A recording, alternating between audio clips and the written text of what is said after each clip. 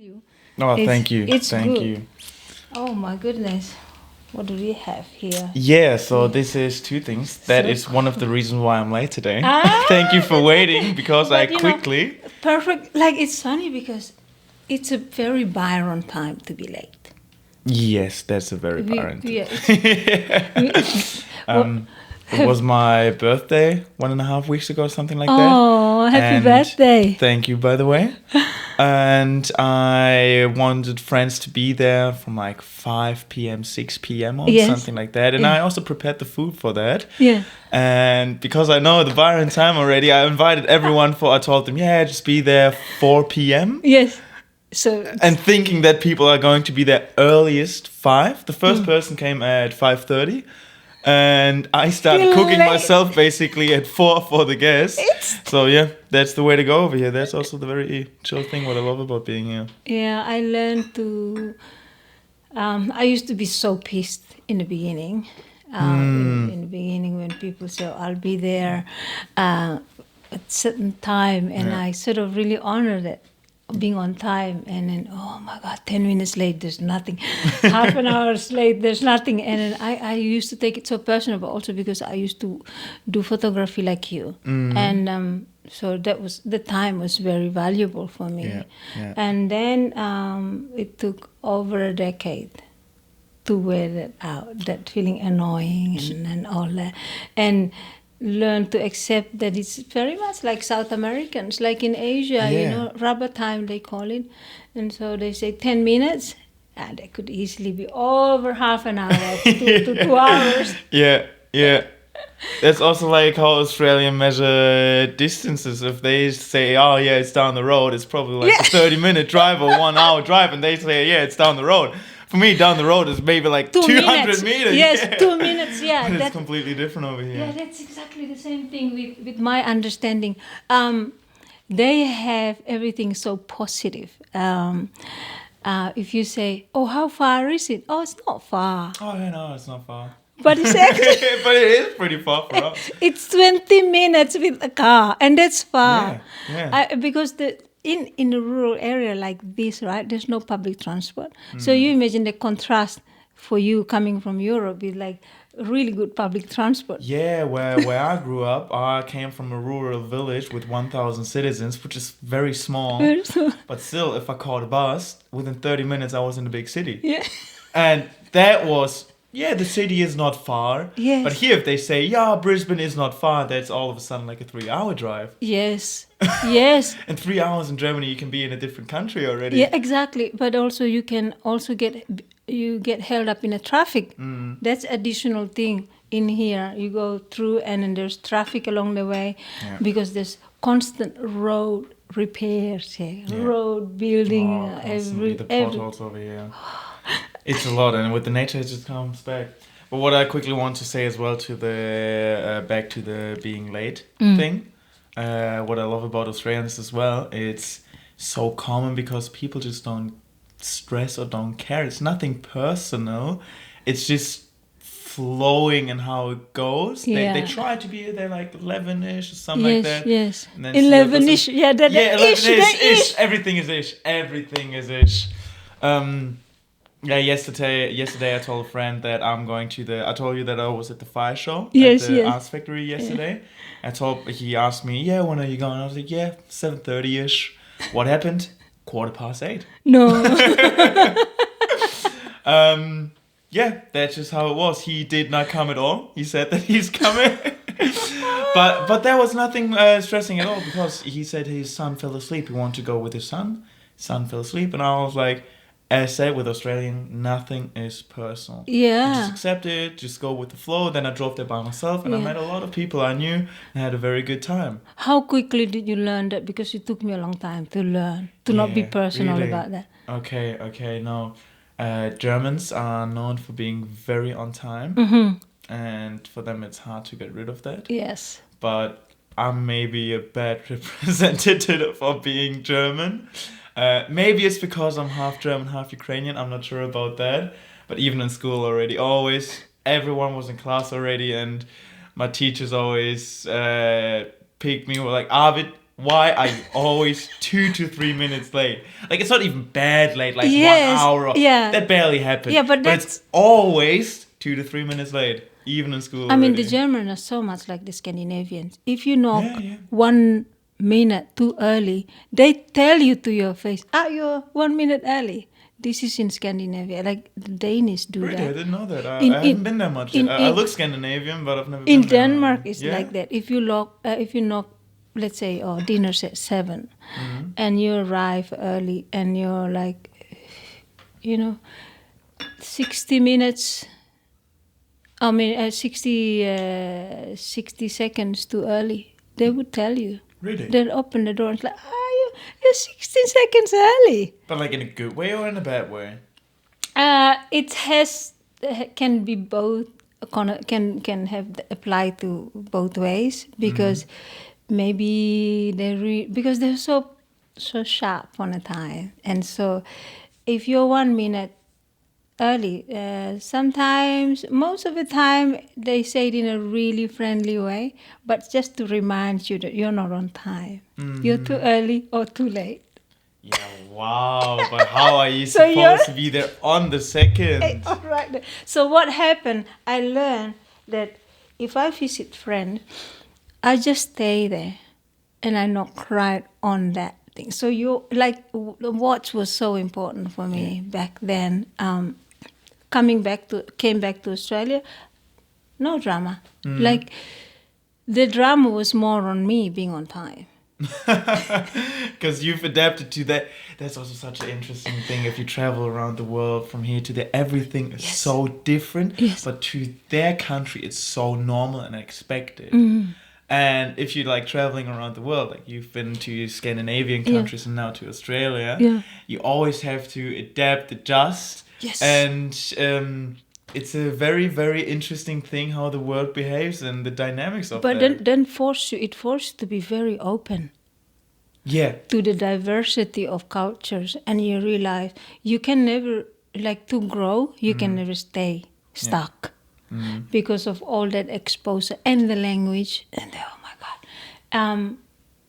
the misunderstanding. In Germany, everyone speaks English really well, so that's one thing. So you learn English right from kindergarten age, right?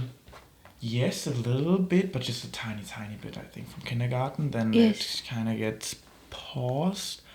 And I think you redo it from 2nd or 3rd grade on. So you but must I'm have not too amazing teachers. So because your Well, I English wouldn't are like say it like that, to be honest.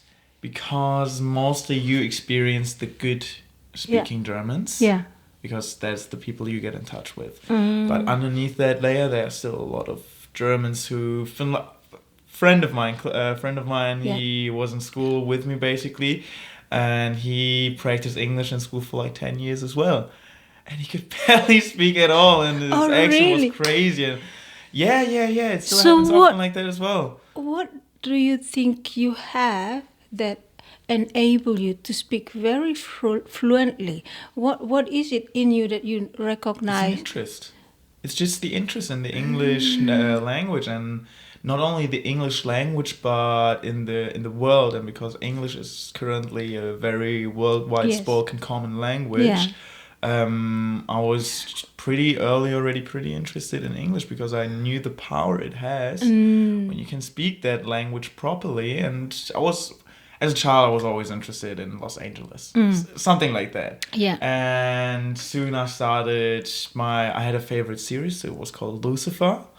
And I watched it like 2 or 3 times in German back and forth because it was so much fun. It was funny. I loved it. I enjoyed it.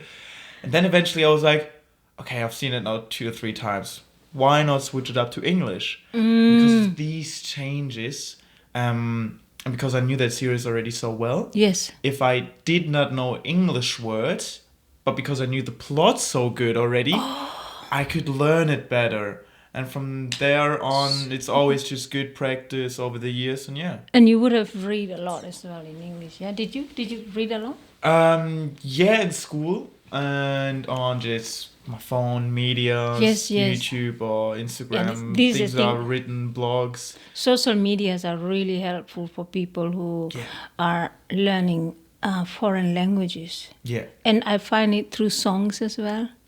Same it was for me. I learned the lyrics of songs. But And- did you ever learn the lyrics and you realize the earlier version that you learned from misheard lyrics? It was complete gibberish.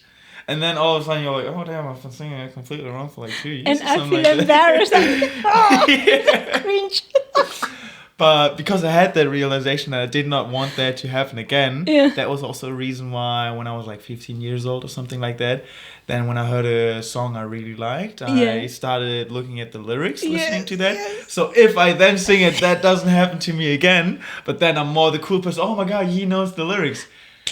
Something like that, yeah. And it was just interesting. And also from that, if you see words in the lyrics that you don't know, just Yes. look them up quickly and you learn. Yes. I learned a lot of words for a while in a phase like that, just Wow. because of looking up words from the songs I didn't And your know. parents speak English well? My father, yes. My mother, not at all. Not at all. But She's you can trying- speak, in Ukraine they speak Russian? Or? Well, that is a very interesting topic at the moment as well. Yes. So my mother was born in the Soviet Union, Okay. and Back she then. speaks Russian and Ukrainian. Oh, Of course, like in the schools, they were speaking Russian, but at home, from the older generations, they were still speaking Ukrainian. yes. But then throughout the years, Russian was more of a worldwide spoken language. And you can see it like the closer you are to Russia, the more people still speak Russian. The further away, Makes the more sense. Ukrainian. So my mother taught me actually to speak Russian because it was more useful in the world, and she learned Yes. it more in school as well. So yeah, I can speak Russian, but not really Ukrainian. Even my Russian is pretty bad, if I'm being honest. Oh, really? But then. But you still say things like dobra jutra and that kind of stuff that easily like. Dobro utro, da. Yeah. Da. Yes. So I can still speak it, but then the war broke out, and now the Ukrainians try to abandon the Russian language and move more to their own native language to stand strong to their country and their This culture. is so important. But when I was there in 2024, and I was on like bus rides or something like that, and someone tried to check my tickets, and I started speaking Russian to them, and she got mad at me, and she started yelling at me in Ukrainian because something went wrong with my ticket, and I didn't know what was going wrong because I did not know what she was saying. And I told her in Russian, like, please, can you please speak slower? I don't understand you. Yes, Or yeah. can you please speak Russian? And she was like, yes, and continued in Ukrainian, yelling at me. And I was just sitting there. I have no idea what she's saying. I tried. I felt so sorry. And she was actually going pretty loud at me. Oh, but probably it was good that you didn't understand. You don't have to feel hurt. Yeah, no, but it was just like something with my bus ticket went wrong. Apparently, I did not have a bus ticket. The system over there works a little bit different than in Germany. I was Yeah. 17 or something Yes. like that at the time. But, so I didn't have a ticket. I'm sorry about that, but the ticket over there is like 20 cents. So I didn't need to not pay for the ticket. I was Yeah. more than happy. It was Yeah, but just you an didn't accident.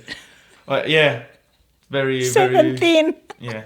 That was very, very uncomfortable bus ride for me. Yeah. The surrounding people as well Yeah. were trying to tell the lady, hey, he's not speaking Ukrainian. He's not understanding what he is saying. But yeah, eventually everything. Oh, wow. So yeah, that's the way to go. It is over there at the moment. Do you speak any other languages? Nothing that would count really. I've learned French in school, but my French is very bad. But you would pronounce them easily, right? Would you think? Because there's a lot of, like, you speak English well, and so I think to some extent there's like the English, like petit, the English word is petit as well. There's like for people who speak English really well, I think they could actually pick up French easy as well. Would you think? Well, when I came to Australia, I didn't speak French for a while, and I forgot everything. Like, j'ai oublié tout. That's how... Ne, j'ai tout oublié. That's how it would be in French, as far as I know. But then, because in hostels there are a lot of French people, and then it slowly, very slowly, a tiny bit start to come back. Yes. And now I have kind of this interest, so I wouldn't mind learning a little bit of French again, yeah. I learned a little bit from the lyrics, of course, song lyrics, but classic ones that it's easy to hear the enunciation from the artist. Like one of the artists that sings like in multiple languages is a classic Greek artist called Nana Mouskouri. And she sings in French, she sings in Italian, she sings in Greek, in so many languages, in English, and she enunciates them really well. So I can hear very clearly each word. And another one is Edith Piaf, probably this one. No, I'm not really deep into that. Well, I can understand. These are like ancient. They are really old artists. She's one of those that pronounce the words really well in the song lyrics, and I find that it's really helpful that way for me to, if I'm not reading, but then I think German language is very fascinating when I hear a female voice. Oh, really? Yes, because it's softer. Like the French language, when I hear it, it's softer. Yeah. But when it's a guy's voice, it has this sort of roughness to it because of the manliness, but also because German tend to have this really an abrupt declaration to the tone. Yeah. And so when a guy speaks it, just to say, excuse me. Entschuldigung. But you say it softly. Yeah, right now. Right now you say it softly, but what I've heard is like, Entschuldigung, it's like, what? Did I make something, did I do something wrong? But it's actually they're saying, excuse me. Yeah. It can sound really abrupt, so it's... German is a not very flowing language. Yes. Other languages, like French, for example, Yes. they're very flowing in between the words and also between the vowels. Yes. While German, like the T's and other letters are very sharp, and the words end very sharply. And that's the difference. Like for us, it's so normal, so we don't really see it as aggressive or something like that. But because other nations, they only have this sharpness when they are aggressive. Only when they try to express something, yelling or something. Yes. That's when they switch from the flowing more into the sharper voice. But for us Germans, just because the language is designed that way, we always use this sharp pronunciation. Yes. The words just end in a sharp way. But that's what I believe a reason why foreigners always say, oh my God, German is such a harsh language. They're always so aggressive. Well, we Germans were like, well, what do you mean? But in the songs, they don't sound aggressive at all. But songs, it's so beautiful. Songs is so. I mean, there are artists who can write about politics, like singing political lyrics, and still manage to romanticize something so political, And so that's the power of being so creative, and a language can be so softened. Yeah. Depending on how you manage to observe it, whether it's through a song or poetry or something. I'm really fascinated to ask you about photography. Yes. Because this is an endeavor you have just recently explore, and you seem to really enjoy it, and you caught some amazing pictures. That brings me to kind of my credo, I would say. Yes. Why I love photography. I also wrote that down in the thing you gave me in the biography you just gave me at the beginning. Yes. Is me personally, I love to capture a moment into a frame that you can for eternity, kind of for a long moment, for longer, to really capture it, that you can look at this one frame and you can still see the motion and the situation and kind of relive that moment. That also brings me to back why I was late. This is actually what you call, that would be a documentation, what you're saying. Exactly. Because no one's going to document that precise moment. Exactly. Except you. There might be another photographer, but they're taking it from a different angle. Yeah. Different set of lighting that falls, and the framing. Yeah. It's completely different. So interesting that you say this. Wow. As a So you're photographer- late because of something, but it doesn't matter. Yes, but- not really late. Yeah, we already discussed that. That's just the Australian version. But what came to my mind for a second was for photographers in the beginning phase, where I'm basically still in, is that you constantly try to figure out what is my style, what do I want to do. And the word you just used is the word that I realized what I love. And I kind of realized that 2 weeks ago. And that is documentary. Like when I was young, I always thought that documentary is something that's boring thing, only 50-year-old. My father always watched documentaries about animals. I love it too. As a child, it was this older, boring thing. But now for me, you learn more about life and how they're actually interesting, and you come into that. It's very, very interesting, and documenting is life. Is such a fascinating thing. That's true. I want to document life. Also, at the moment, my personal life.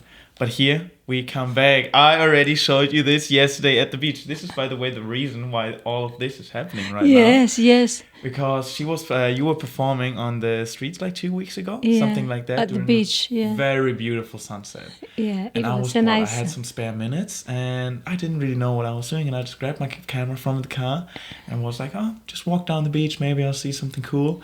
And then I saw you with your friends over there. And we didn't see you. Yeah, you didn't even really see me. We never saw you. Yeah, I was just We passing never by, saw you flowing until by. yesterday that you approached. But it was just something very beautiful to me. You had such a aura, the smile, charisma. You were like loving it in the moment, playing the drums and making other people happy. And I was like, oh, this is it. And I tried my best to capture some photos of there. Yeah. And you're really feeling it. And that brings me back to documenting it, the emotions, the moment.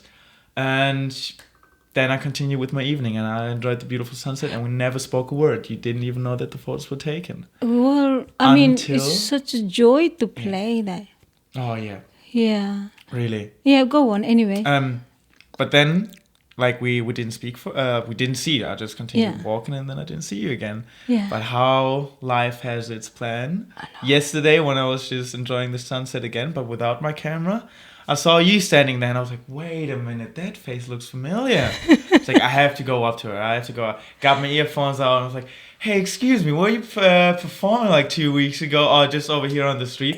Yeah. You're still looking at me kind of confused, not knowing what is about to happen. Then I pulled my phone, I was like, this is you, I got these photos from you. And that's how quickly we started engaging and having a lovely conversation. This is so interesting. You mentioned how, it's really difficult to imagine myself engaging with people without art. Really? There's always art that connecting me to people. Yeah. And very rarely that someone I connect with without first connection through art, but then it's really quickly lead into art. Really, really quickly. Yesterday, in an earlier hour, around maybe 1 o'clock, before I saw you at sunset, I was in town and I went to say hello to a friend, and this amazing photographer. Yeah. I had no idea who he was.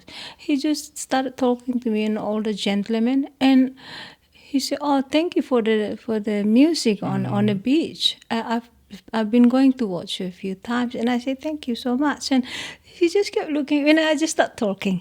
I started talking, and it's amazing. He's written books. Children's books, and he's done professional photography. He's exhibited in Europe, all over the place. It's just very humble. But you see, the conversation turned really quickly into art without knowing he's an artist himself, and it was just. The world became so small. It's a micro world because the people that are good friends with him are actually my long time close friends as well. But see, it's a small circle. Byron is such a small bubble, and the world is just an extension of the meeting point of being here. And I mean, it's amazing that you came yesterday. I wasn't expecting at all to. But what I also want to say for a second is that you attract these type of things. You're a very easy person to talk with, have a good, very good conversation. Like yesterday, for example, we just met and immediately had a lovely long conversation, very deep as well. And very expressive. Yeah, expressive, but like in a good way, because when you express yourself to the world, you can also receive, and that's how you find people who are resonating with you. That is the beautiful thing, and also what we talked about yesterday. Well, it takes one to know one. Exactly. So and this area, the Byron Shire, we have a lot of like-minded, big personalities, and that's where like a safe haven where people can meet each other. These. But that's also a nice thing that for me, I feel very blessed because you're so young. You're easily being my son. And the fact that you're very open-minded to approach whoever. I mean, all of us yesterday, we're like ancient age compared to you. You're like the baby. You came and have a long chat with all of us, and we are all from a diverse backgrounds, cultural backgrounds, Italian and, whatever. And there's me and there's you. So something about the fact that we are also strangers finding ourselves in a one spot, I think that helps the curiosity to be even more, oh wow, so I'm curious, and you ask questions, and then you kind of became so fascinated by people's experience. I mean, I became really fascinated because you told me, I just bought the camera. Yeah. And then I'm experimenting with this, and then you start talking about the, like the manual settings, exploring it, the freedom of exploring what you could do with this, what you could achieve with just one little equipment. And the thing is, the equipment can be there. Yeah. But then it's the artist, right, who have that vision. It's also about a mindset, and that got something into my mind right now very quick, is a very lovely thing about art is that it keeps you young. You have a very young spirit. And that is because when you have art and you're expressing yourself and experimenting yourself, you get all these new inputs for your brain, and this is what keeps you young. Yes. If you're constantly in the same environment and doing the same things and not experiencing anything new, that's how you get in your mind you get pretty old. Yes. Everything gets mundane. Yes. But that's the good thing about art, why artists have still such a young mindset and spirit. Yes. Because you constantly are experimenting. And with this camera, this is, as said, my first ever camera. I just bought it during a road trip, very spontaneous, because I want to capture the road trip. I was on the way. And you have all these different settings, but to me they were all boring at the beginning. Now I kind of see some of them have their pros and cons, but I immediately went to manual, because in manual I was like a child in kindergarten again. Yes, wow. You can just play around, and not always it's good. It's so good. But maybe that's not for every person, but that's for me personally. Yes. Is when you play around and you start to truly understand the dynamics and how things are connected with, so you get a full frame. If someone is teaching you something like from a book and be like, you got to set it to that, you got to set that to that, and set that to that, and then you get this. Okay, cool, I understand, but I don't get the full picture, so I can behave more freely. Until you do it. Exactly. Really learn how to use your fingers. Yes. And not just do one movement, but truly be able to use it and understand it. Yes, and the more you use it, the more you understand the equipments. Exactly. As well, and how it's like paintbrush. I could, like, on the internet now, because thanks to the internet, so many amazing, talented artists, whether it's from singers to undiscovered painters, whoever. Like, they are incredibly amazing artists, right? They're not famous or anything, but they're like, oh my goodness, how can somebody be so amazing at painting or so at singing or playing the sax? And I'm always in awe, like, oh my God, I'm in love with this, I'm in love with that, constantly being in love with the preciousness of life, because there's a lot of people that, despite of what's going on in their life, they always choose joy. And then they not only they choose joy, they chose art as the platform to discover joy within themselves. And it just for me, that's just the most incredible, profound existence, that someone could walk through, taking themselves through. And so looking at the internet every now and then, thanks to my friend for encouraging me to, my 25 years old friend forced me to have social media. Oh, yeah. And that's how I got to Instagram, and like, oh, incredible. Oh, I see incredible paints. And then, It's a whole new world. yeah, because of this kind of thing, I watch a lot of videos, people's painting techniques, and I'm like saying this because I resonate to what you've just said about the exploration of being playful, and people can give you theories, but then unless you do it yourself, you don't really experience. So I watch all these techniques, right? And I thought, okay, so it's like this or it's like that, because I'm an untrained painter. Yeah. I just self-taught myself. Is this from you, by the way? Yeah, this is just for the background. I just too happy to use it for this. And so I'll show you other ones later. Yes, please. And for when I watch all these techniques, I kind of understand, appreciate it, but it doesn't do anything to me.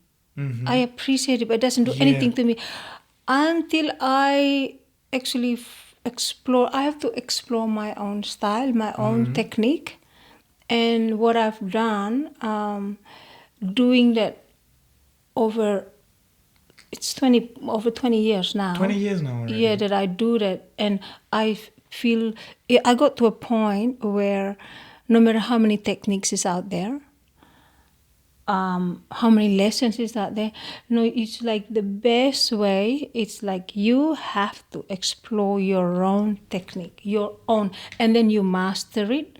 Once you master it, it's a lot more easy and more comfortable to know, oh, I could explore that. But you always have this technique that you, even exploring that, you have this technique where you can still, like, I don't know, like it's like playing a piece of music. There is the original artist doing it this way, but then you can add your own flavor to it. So that kind of thing that I noticed, and I think with the photography, I really relate to what you're saying. Sorry. That's exactly it. And that is when, in some things in life, and especially in art, you have like the same principles. They are very different. Yes. And they always adjust to the specific art form. Yes. But you still have some same principles. Like, and also, like, some human beings are always different. But I've already met a couple people who that applies to, and apparently to you as well. What I hear from now on is that some people learn not by listening to something and following that, and then, oh, now I can do my own stuff. No, but more by messing around and exploring, and from then on understanding it from a deeper form. And that can be playing the guitar. Yes. That can be being painting. That can be photography. Yes. That's the beautiful things when you understand some principles, the basic things, and from that, like, if you have a solid basis, and then it all rises up. And if you have like a solid basis, you can learn more easily as well. Yes. That's why I'm a big fan of learning basics. I like being a beginner because it's like you say, this is new. The joy is like a kindergarten child. He's like, Yeah. oh my God, there is this one. I could build a sandcastle like this Yeah. and like that. And that's the novelty of being a beginner to everything. And I think being a beginner is so fresh. Just super fresh to like, oh my God, this, I didn't know I could do that. Oh my God, I like it this way. So many things. But like what I learned as well, maybe it's like useful to share with you, is that to find the easiest thing that you enjoy the most. Like this, you've just found this, and master it. Yeah. And start early. Start really early and master it. Because it's like, as we conversed yesterday, in 20 years' time, when you look back, no matter what people say, you know what you're talking about from experience. No one's going to shake that ground.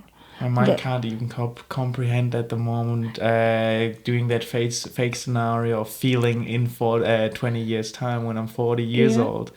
That's like so far away. Like, I don't even know what I'm going to do in 1 month. Yeah, but that's the thing there. That's the thing though, like how, time goes really fast. I mean, you were in high school. It's like a few months ago, really, when you look back. It's almost 2 years already. And it feels like I just left Germany after high school and just kind of made that decision. And all of a sudden I'm here. And because the magic of unknown, of future, unknown to you, you don't know when you're going back to Germany. I mean, you have planned, but plans always change. Yes, and that's what John Lennon say. Life happens as you're busy making plans. Yes. Isn't it so true? Yes. I've heard that one before. I forgot about that one already, but that I always remind now. myself of that. I absolutely love it. Like, please, like as much as I plan for many things, like life happens.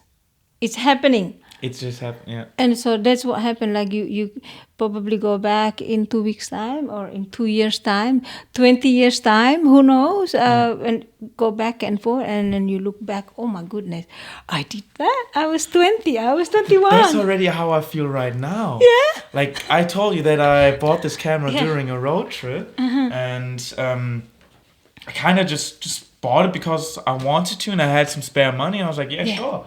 And I just got some photos during the road trip. Yes. And now all of a sudden these are amazing memories. They were like just common photos for me. Can we look at them? Whoa, can we show them on a video? We'll show it in a second. They are not in order at all. No, that's fine. I've got a camper van at the moment. Yes. Very lovely. And that's the car I did the road trip with. Well, and then my friends left, and now I have like this cork wall. Okay. Do you know what I mean? Corks. Cork? Like it's like this big, I would say maybe. Yes. And you can pin things on it. Yes. Those ones. Yeah. I wasn't sure about the English word. If I'm being no, honest I right think now. cork boards or something. I'm not cork sure. board. Exactly. Yeah. Something like this. Then I got these pictures, and I just started hanging them over there. Yes. So this is the reason why I actually have these pictures. Yeah. And now if I look at these pictures, I'm like, wow, goddamn. You did that. They hit something right now. It's just as said in the moment. This is us eating our lunch, and usually you eat lunch like in a kitchen or maybe in a restaurant or something. Yes. But where are we there? We're in the middle of the street. You can see the background, everything. Cars are driving past. He's in the middle of the act eating. We just had some bread and some sardines. Oh, like the kind of raw fish. Just put them on there and quickly eating on the road. Something like that. That's very different. And that's an experience that you don't do that in Germany. Not at all. No, not even here now anymore that much. Not in my culture as well. You find a spot, you sit down, and you eat. Not in the middle of the road. And people eat while they're walking in Australia. I've seen I in do that as well. Sometimes I feel like, hey, you know what? I want a cucumber. Yeah. And then I just buy myself a cucumber. Then I'm walking down the street, listening to some music, and just eating a cucumber like that. I had a South American friend from Argentina, and he came to Drum Circle, and then he pulled up this yogurt container, and he started eating his yogurt container at the Drum Circle. I'm thinking, I'm ridiculous. Careless.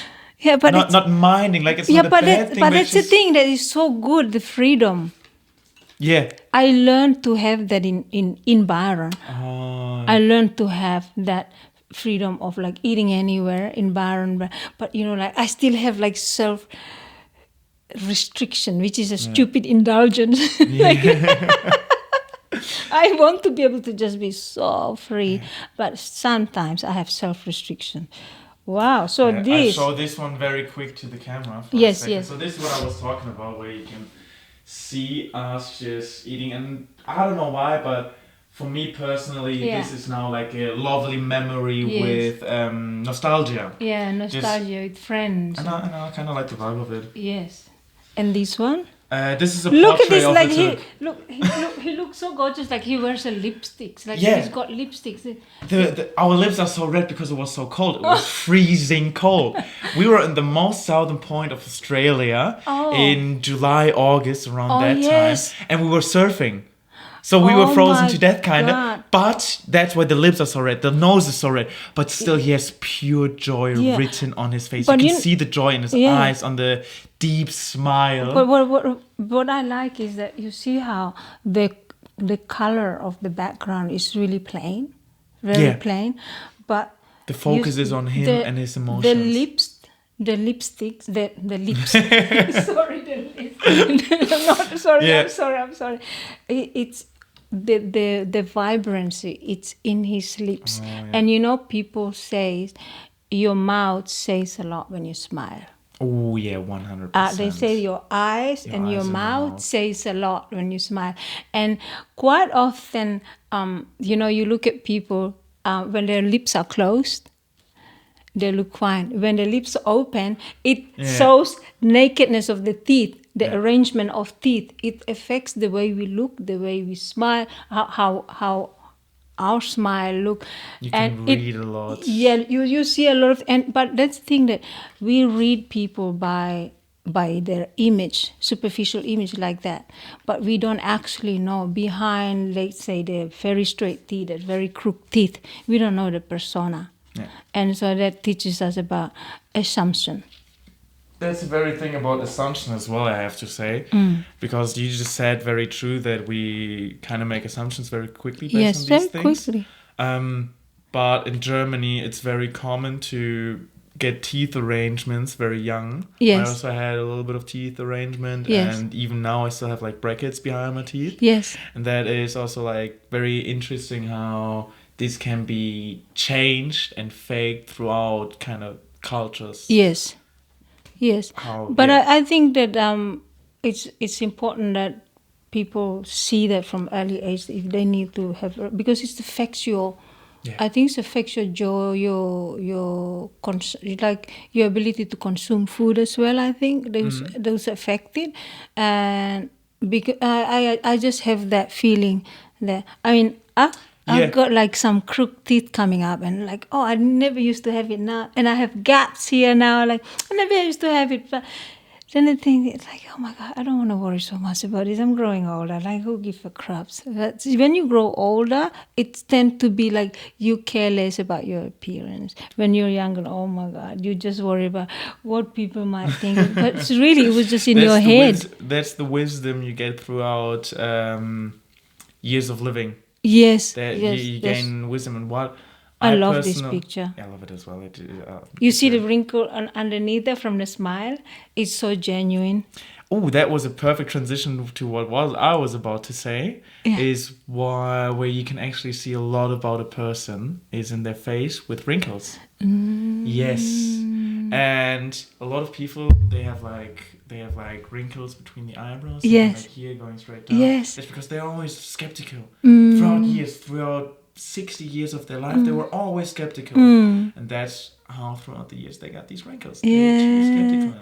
I So if you see wonder. that gives you an indication already how the person is. So you try to judge them, but for a reason, because you see these indicators. Yeah. You, for example, right now, you don't have nothing at all. I have. No. Look, I have Of wrinkles. joy. Because you were smiling so much. That's what you have in here and not here. That's why they're not here, but here because you were smiling right now as well. I'm quite a skeptic. I mean, like when I smile, I have all these wrinkles. Because here your and muscles here. were performing this movement a lot, and not this movement. They were more performing this movement, the joy movement. What That is an expression, an indicator of the soul as well. Yeah. That's so interesting because there are also there was a guy a long time ago. I mean, he's probably still doing. I don't know, maybe it was a guy or a girl, but it was a photographer I came across online about this story. He take pictures of a bus driver, and because it's his job as a bus driver, so there's one side of his face always exposed more to the sun, and the other isn't. Ooh. That's funny. You have to see the difference. It's like one is so much older, which has got the sun exposed, and the other is so much younger, the other side.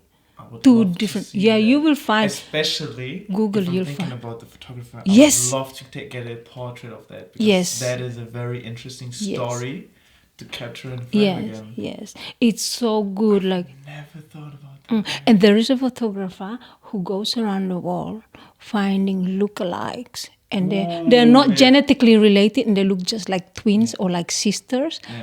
They look like cousins or like father and sons. That is- These people are not genetically related. That is crazy. Great subjects, yeah, to take photos of. Like. 100%, but it's crazy to think about. And you're how these traveling things the happen. world, so you know, like I've it's met already a couple of people who I was like, wait, that person looks so much like that. Yes. That person I know. Yes. It even happened to me one time. That was Yeah. frying my brain one time because I was working in Sydney as a bartender. Yes. And I had a coworker. Eventually I quit. I was traveling, and then I was in Byron Bay walking through the streets. Yes. And I saw her, and I walked up to her, and I was like, "Hey!" And then I realized, oh shit, this is not her. Oh. It's a wow. lookalike, and she really looked alike, Yes. like a lot. Yes. And then I told that person, like, "Oh my god, sorry, I thought that you're my coworker. You really look alike like her, like really." And you know, you get that strange look, but then you know. But she was super cool about it Oh, because that's we're in nice. Byron Bay, and she was like, "Oh yeah, okay, it was lovely to see you." And then 1 week later, we were in the piano bar, the Great Northern in town, and I saw her again. Yes. And then I quickly grabbed my phone and I got my co-worker's Instagram out. Yes. And then I walked up to her, like outside, the club closed at 12 Yes. p.m. We all walked outside, and Yeah. then I walked up to her and was like, "Hey!" And I want to show her that picture to show her that she actually looks alike. Oh my god. But then it was my actual co-worker. No. It no. was actually her, and I showed her That's- her own Instagram, and I was so confused. I was like, Oh. "Wait, who am I speaking to right now?" Like, she remembered me and was like, "Oh, hey, it's so good to see you again." I fully believed that it was the lookalike, but then all of a That's- sudden it was actually her. I was so That's incredible. confused. That's an incredible experience. I was super confused, and then I told her the story and everything, and yeah. I I- fully walked up to her to tell her that she's the lookalike, but I that was have her. experienced there's two ladies that I know in Byron, two separate people. They don't know each other, and I keep getting confused. I haven't seen both of them for the last 10 years, but I remember being so confused all the time, and I was like, "Are you this?" And it's like, "Oh, the other one of them have been experiencing so many times from me," and she's like, "I'm still not that, darling. I'm still not that person." Before I even ask, and she just, "I'm still not that person." And it's not that I don't recognize people's faces; it's just that it looks so alike, and I have actually. I became a really close friend to one of a French musician in Byron. He, oh my God, he became my brother. It's so beautiful because he was traveling with 3 other French guys. They all play music. And I kept looking at him and I was like, oh God, he just looked like this beloved brother that, like, he's also from Germany. This friend who was from Germany approached me here. And we became friends. Just like you, just came and talked, and then easy became friends, like very close to each other. Until today, we became really good friends. And one day, I kept looking at this. He's left the country, this German friend. But then this French guy with these 2 other guys, I was just like thinking, oh my God, why does he look like my German friend so much? Something about the way, the mannerism as well, not just the look, that look alike. But of course, different size. This is so much shorter. The hair is different, but I could see the features and the eyes and stuff. And I eventually sent a message to my German friend. I said, there is somebody who looks like you. And I just keep wanting to go and say hello to him because it's so, I don't know, something about his presence. And you know what he said? Like, I need you to go and say hello to him and be friends with him or like find out, whatever. And so I pull all the courage. You know, I'm a girl, so like, can you imagine going and approaching a guy? And I said, I'm so sorry, but I have to explain this. And the next thing, they're here playing music. No way. And they came here often, play music. We became friends, and I'm still friends with both of them. Yeah. And That is I'm lovely. just so grateful how life. You know, this is how life kind you of. never know how life goes. Yes, and you can't afford to be close-minded. You really can't. Exactly. Be open-minded. Yes. Be open-minded. And That is- regardless of people's cultural background, skin color, anything at all, it just the moment. Like I have this. I was raised with this. You know, like my parents raised me in a very different way, where I came to understand that the moment you see someone else's child is not your own, it's like that's a war mentality. You start a war. You start Can a you conflict. explain that a little bit more? It's like you start a conflict within yourself when you see that someone's like, let's say there's somebody else's child, like your sister's child, and you say, oh, that's not my child. That's just my niece, or that's just my nephew, or that's just my neighbor's child. If you don't treat the child like your own, do you know the love that you separate yourself? Or this one is more superior because it's my child and the other one is less. So it's like a little war seed that you plant in your head. Because that's what war is, separate us. Yeah, it generates some kind of idea that I love this one more than the other. Yeah. I'm closer. Yeah, we can feel emotionally closer to one than the other, but I think what taught me with the way I was raised is that you really don't need to have the separation. And so that's why when I notice in the Western world, oh, that's my mother-in-law, or that's my father-in-law, that's my brother-in-law. In my growing up, my culture is like the two families united when they get married, and so there's no like brother-in-law and stuff. Really, we do say it, but in person we just treat it as each other, like you're just my brother now. Yeah. It just becomes one family. And so you have to love your, like, no matter how shit your mother-in-law may be or your father-in-law, you just have to love them like your own parents now. And I kind of really appreciate that there is that side that taught me something, but also of course it's a huge homework. For because it's a personal growth that you have to decide whether you want to do that or not.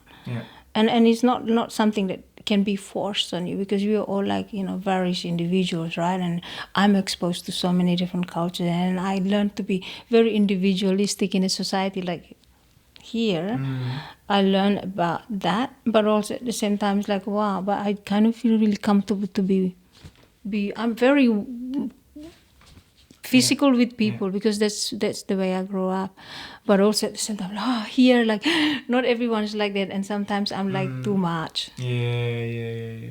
Well, what you're talking about right now is really showcasing the importance of travelers. Yeah. Because you have all these different cultures, and when they're all in their own bubble, they are separating. Yes. And they start viewing the other culture probably as wrong because they're only known to their one culture. Yes. And that's the way it does. And the way they're doing is wrong. Absolutely. But then you have travelers, open-minded people who are communicators between the two different or 3, 4 different cultures, because they experience all the different things and see that it's not a bad thing to be different. It's their own way, and that's just how it is over there. But by the end of the day, we're all still humans, and we need these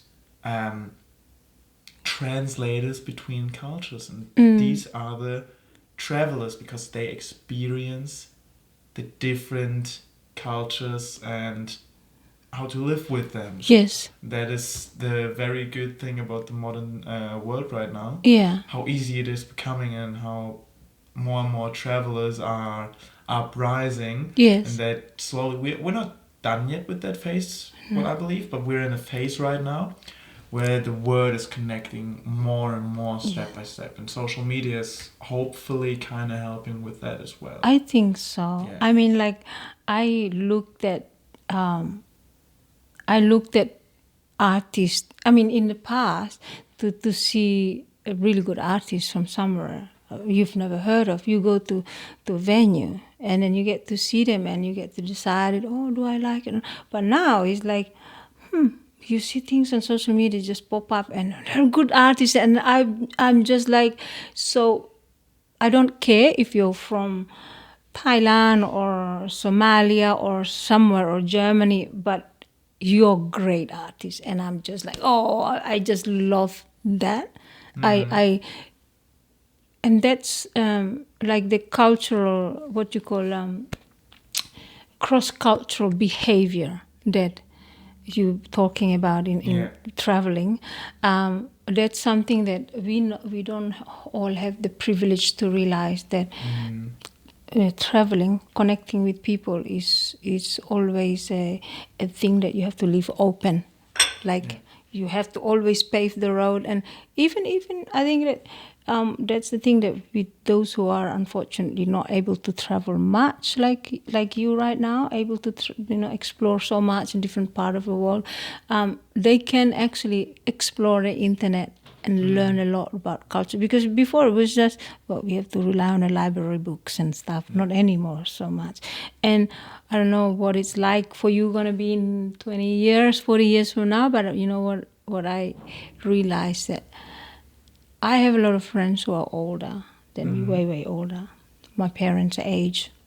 Some of them are older, and they kind of slow down more and more because it's harder to mobilize themselves to go and see their friends. So they kind of disappear into the background. And I'm in a certain age where, I'm young enough to connect with the younger. Communicator in between. Old enough to like still connect with the older ones. And I realize I can't be stuck with just one specific age of friends, because I've lost so many friends through death. It's very sorry about Yes, and that's makes me realize that it's so important to not be disconnected to other people. And so that's why being open to all ages and of course, with great intentions, especially with art intention, it's just fabulous connection, because when you practice art together, it's just never boring. Yeah, no, it can't be boring because it's an endless topic. Yes, I mean, like you play drum anytime together, you paint anytime together, you talk about art, and then it's like the best gossips, talking about stuff like this. And I think that for I mean, you come from a culture that is so artistic, that you go to museums in Germany, you go to the church, in the church you have an amazing, these classic paintings and stuff like this, you see that, you're so exposed to that. But because I was so exposed to that as well, I found it very boring. Being in museums as a child was extremely boring. All just looked so, I don't know, it was just very boring. And I'm not deeply religious, so I wasn't that much in church or anything. But when I was out traveling with my parents to a neighbor country, and we went to this beautiful church, and they were like, oh, look at this wall, and look at that wall. And they're almost also similar. Have you seen that painting? And have you seen that painting? I'm like, and look at this wall, and oh my god, the ceiling is so cool. I'm like, it's a wall and it's a ceiling. But now in this year, I told you that yesterday already. I always make myself New Year's Yes. resolutions, like what the next year is going to be like. This year is the year of friendship. This is the year of blah blah blah. And you say And yesterday this- year of art. I want this to be the year of art, and now where did I end up? Over here talking about art with you right now. It This is happens, so- but yeah. also like you start photography. Yeah. I It's started it actually last year. Like, oh yeah. you were on I bought the camera on July 2025 Yes. on my road trip over there. But that was just playing around. You can see that because we were just. Oh, look at this! The traveling, the gypsy life, bohemian, the gypsy life, exactly. bohemian life. Capturing that Wow. over there. So Because I've they- never done that before. Yeah, I mean, can you imagine packing up like this in Germany and traveling? You would die in winter. Yeah, not possible. Australian winter can be like German summer sometimes. Yeah. But this. Can we photo talk more especially, about this one? I love this photo so much because you can see both. Everyone is walking barefoot. Oh yes. All in one car, a bit messy, but vibing at the beach, about to go for a surf. Oh my god, my 15-year-old me would be like, what the who are these cool people? And it's me behind the camera, and these are my best friends. Like, yeah, wow. it's They're all from amazing. Germany as well? Yeah. Like, this is my this is the same person as this guy. Oh yes. So this is my best friend from Germany. We grew up together, and I spent my first year in Australia together with him. Oh, how fantastic. And the second person on the photo, so that's Jared. Yes. And this is Stefan. Stefan is another close friend of mine. Hello And- to both of you Yeah. from Arved. Some people say that Stefan looks like he could be my brother. He's also Oh. pretty blonde. Oh. But he's also a very close friend of mine from Germany, Yeah. back home. But he lived in Brisbane for a while, so we were still close. And Oh, then we did all these together. yes. Look More at gypsy it. lifestyle, More kind of gypsy. just But the hiking freedom. around. But can you imagine like the freedom of eating in nature exactly. on on the roadside? That's exactly. Look at this! I love this one. Just on the roadside, as you said, just wherever. It's completely free. It's freedom as it can be. You can't be more free than with the van lifestyle, with a bunch of friends just traveling around. because Don't know where you sleep that You night. you move anytime you want to, Yeah. provided there's always petrol. Yeah. Yeah, that's the only thing that you were thinking about, and maybe a little bit food, but we were Oh, this is nice. pretty. Yeah, that's one of Where's the this? coolest- Wilson's Promontory, one of my most favorite spots in whole of Australia. It's the most southern point of Australia, as far as I know. Oh wow! It's just beautiful over there. It's kind of close to Tasmania, and the nature over there is just It's untouched. because of the sand, you get that desert feeling, but then you have got this, like almost because of these themes, you get like It's just such a mixture, and also with the grass, like there on the left, it gives a New Zealand Hobbit kind of vibe. Yes. Yeah, It's this is a really lovely nice. memory. Any other pictures you wanna? Oh, this one, this one kind of speaks a lot as well. I love the face. You can't really see the face of my friend over there. Oh yes, But yes. you can still see it. It's Yes. very interesting movement. He's like so in his jacket over there, looking somewhere over there, a bit like this, and Yes. the pose is there. It's not a You pose. see he's kind Yeah. of cold, cuddling himself. Yeah, but and it's also not just a pose. It's actually him in that moment, like actually being only one character. shoe showing. Yeah, and it's You so know, messy. did you notice? If you look at, but if you look without the shoes, Yeah, the that's my shoe. composition change. oh yeah, completely. If you erase It adds to the messiness. yeah, because you see all the bright light whites from here, all of that. Okay, that kind of this is gray, and then everything there's a lot of white. But if you have taken the shoes, then the composition changes completely because the Yeah. white thing from the shoes add to the composition perfectly. I completely see what you mean, and also Yes. like without the shoe being there, it would be a bit emptier over there. Yes, exactly. I love that, and what I also love is with the underwear over there and the complete messy setup there. Yeah. But us still doing our thing. It's But- a very chaotic beauty. But that's the reality of life is like that, right? Chaos. You have this because the perfectly arranged things is so sometimes. Oh my God! Like you always stressed out about keeping everything tidy sometimes, and it's nice, but I'm learning through the years. When I did different abstract styles before with painting, I like the mess, but I kind of also don't enjoy the cleanup. Ooh, So yes. I'm really not happy with cleaning up, especially paints on me. And I used to soil my clothes a lot. Yeah. Like anything that supposed to be for outgoing stuff, I will come home and I feel like painting. I don't change, and I would just soil the clothes with painting, so easily become work clothes. Yeah. So now I just kind of, I'm really neat now with paintings, kind of more organized with how I structure, where I place things, and I'm not. I don't use crazy splashing and stuff like that anymore. I mean, I still can do it, but I would need to do it like outdoors somewhere with.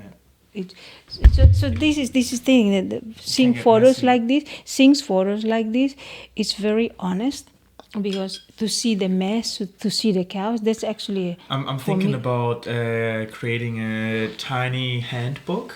Oh yes, Maybe like this size. In Germany, we call it DIN A5. DIN DIN A5. DIN A5. I'm not sure how measurements work worldwide. With Oh, it's you like measure papers. A5. Yeah, A5. A5, smaller than A4. Exactly, Yeah. exactly. And just make it like a photo book and showcase the road trip pictures over there.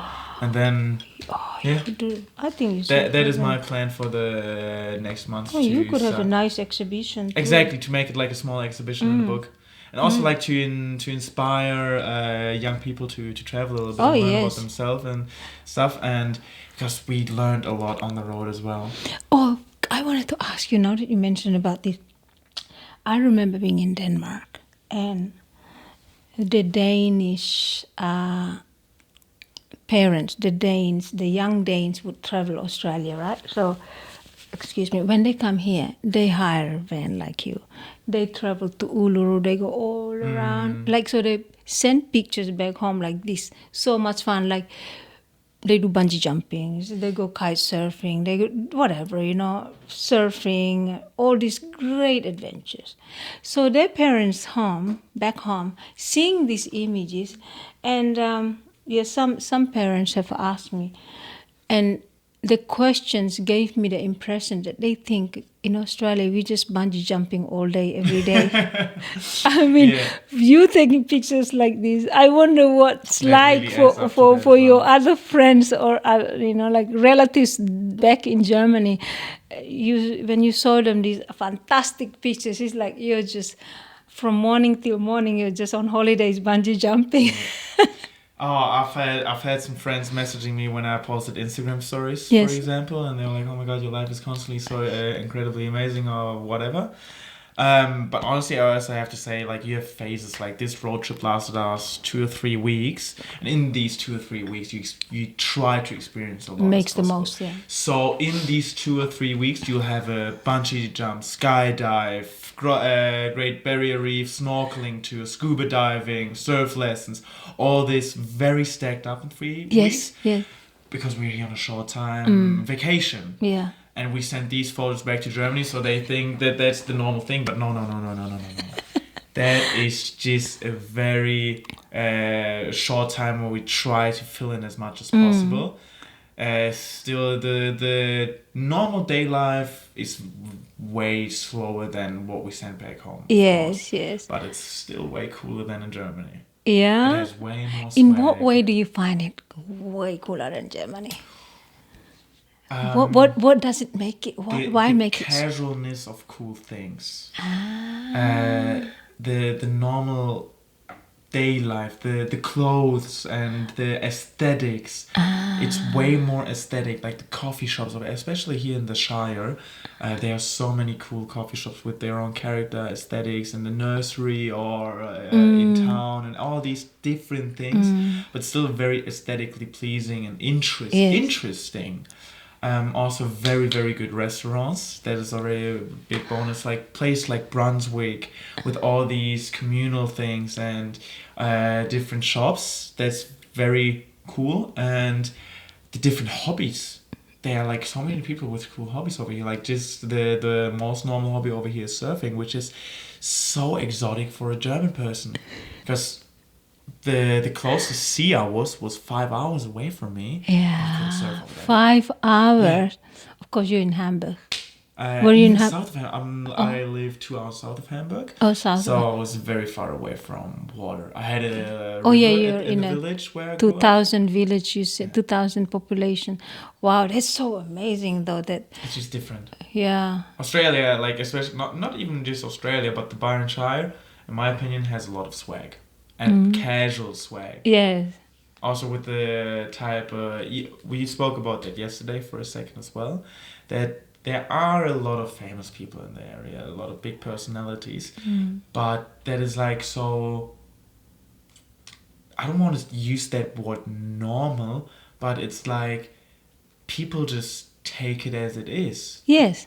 That's what I mean with casual. Yes. And that is what makes it even cooler, in my opinion. But I To think not freak out Yes. in what type of way. It's like, nah, man, we're all here. you know there was a famous Hollywood star that came years ago, and one of the girl that works in a local cafe down, I think it was what's his guy, Matt Damon. He was apparently he was sitting in a cafe downtown having morning coffee, and one of the girls who worked there, she kept thinking like, I know him from somewhere, like I know him from somewhere. She was about to go and ask after serving him coffee, right? She was supposed to go and ask like, are you my dad's friend? Because you look familiar. She was about to go and ask Matt Damon that, right? And she couldn't figure out. Couldn't figure out who he is. And Yeah, like, and- hey, are you friends with my dad? Yeah, but yeah, she was gonna go and ask the manager of the coffee shop, the cafe, came to her and say like, oh, you know who that was? Oh, you know, and they quietly go behind the desk and. What do you mean? Like, that's Matt Damon. Oh my God, I'm so glad you told me, because I was supposed to walk out and ask if that. Oh my God, that would have been a funny story. I reckon that Matt Damon would have loved that. Matt Damon would have been funny because he gets that all the time. He's People an actor. recognize him. He's an actor. He could have acted out to be yes. I would be so. That'd be funny. He would have so much fun about it because he gets it all the time that people recognize him as Matt Damon. But if someone would change it up and be like, hey, I recognize you. And then he thinks, oh, she's about to recognize me as Matt Damon, the famous worldwide actor. But then she says, are you friends from my dad? Oh, that would have been funny. No. That would have been funny. Yeah. It's funny you mentioned that how, you know, he would probably assume to say, oh, he recognized me as Matt Damon. I watched a talk show with him one time, and he was telling the story how I think he was somewhere maybe in Spain with his wife, and then there's a guy asking to have, excuse me, can you take a picture of us? Like I think it was in Spanish, so he probably misunderstood, and his wife speaks Spanish because she's from Argentina, and he rather than taking the pictures for this couple, he go posing in the picture, and then the guy said, what are you doing? The guys didn't recognize who didn't know who he was, right? Yeah. Like, excuse me, but what are you doing? And then his wife just rolled her eyes or shake her head or something like, this is ridiculous. That is funny. Yeah, that sounds it. And so then he realized that he was meant to take the picture. I love That is such, it's pretty much a similar story, and that's so funny probably for these type of people as well. Yeah. I mean, I haven't been in those shoes yet. I'm not Yeah, famous, but me too. they get it so often. Hey, can I get a picture? Yeah. So think about that. They kind of miss out on the normal things. Like I get asked a lot, hey, can you take a picture of us? So he thought about that, and these are the type of, because it's different. Yes. He's Yes, trying to I mean remember. for me, like I go to the lighthouse sometimes. A lot of people, it's an iconic lighthouse, so people come to Byron. If they go there, they have to make their pictures, and sometimes like they really struggle with their selfie, and they're trying to make sure nobody's looking at them, and then they take a quick snap, because you know these selfies can be like people stare at you and stuff like that. And so I make an effort all the time, like, would you like me to take the picture and make a nice setting and then take the pictures, and that's such a pleasure to be able to offer people when you have like a skill in photography, and then you don't always see that's about money, but it's just art, and then you see that like, oh, I can see you standing here, the lights from there, can you stand here? And they actually like it, especially women. We worry so much about how we look in our pictures.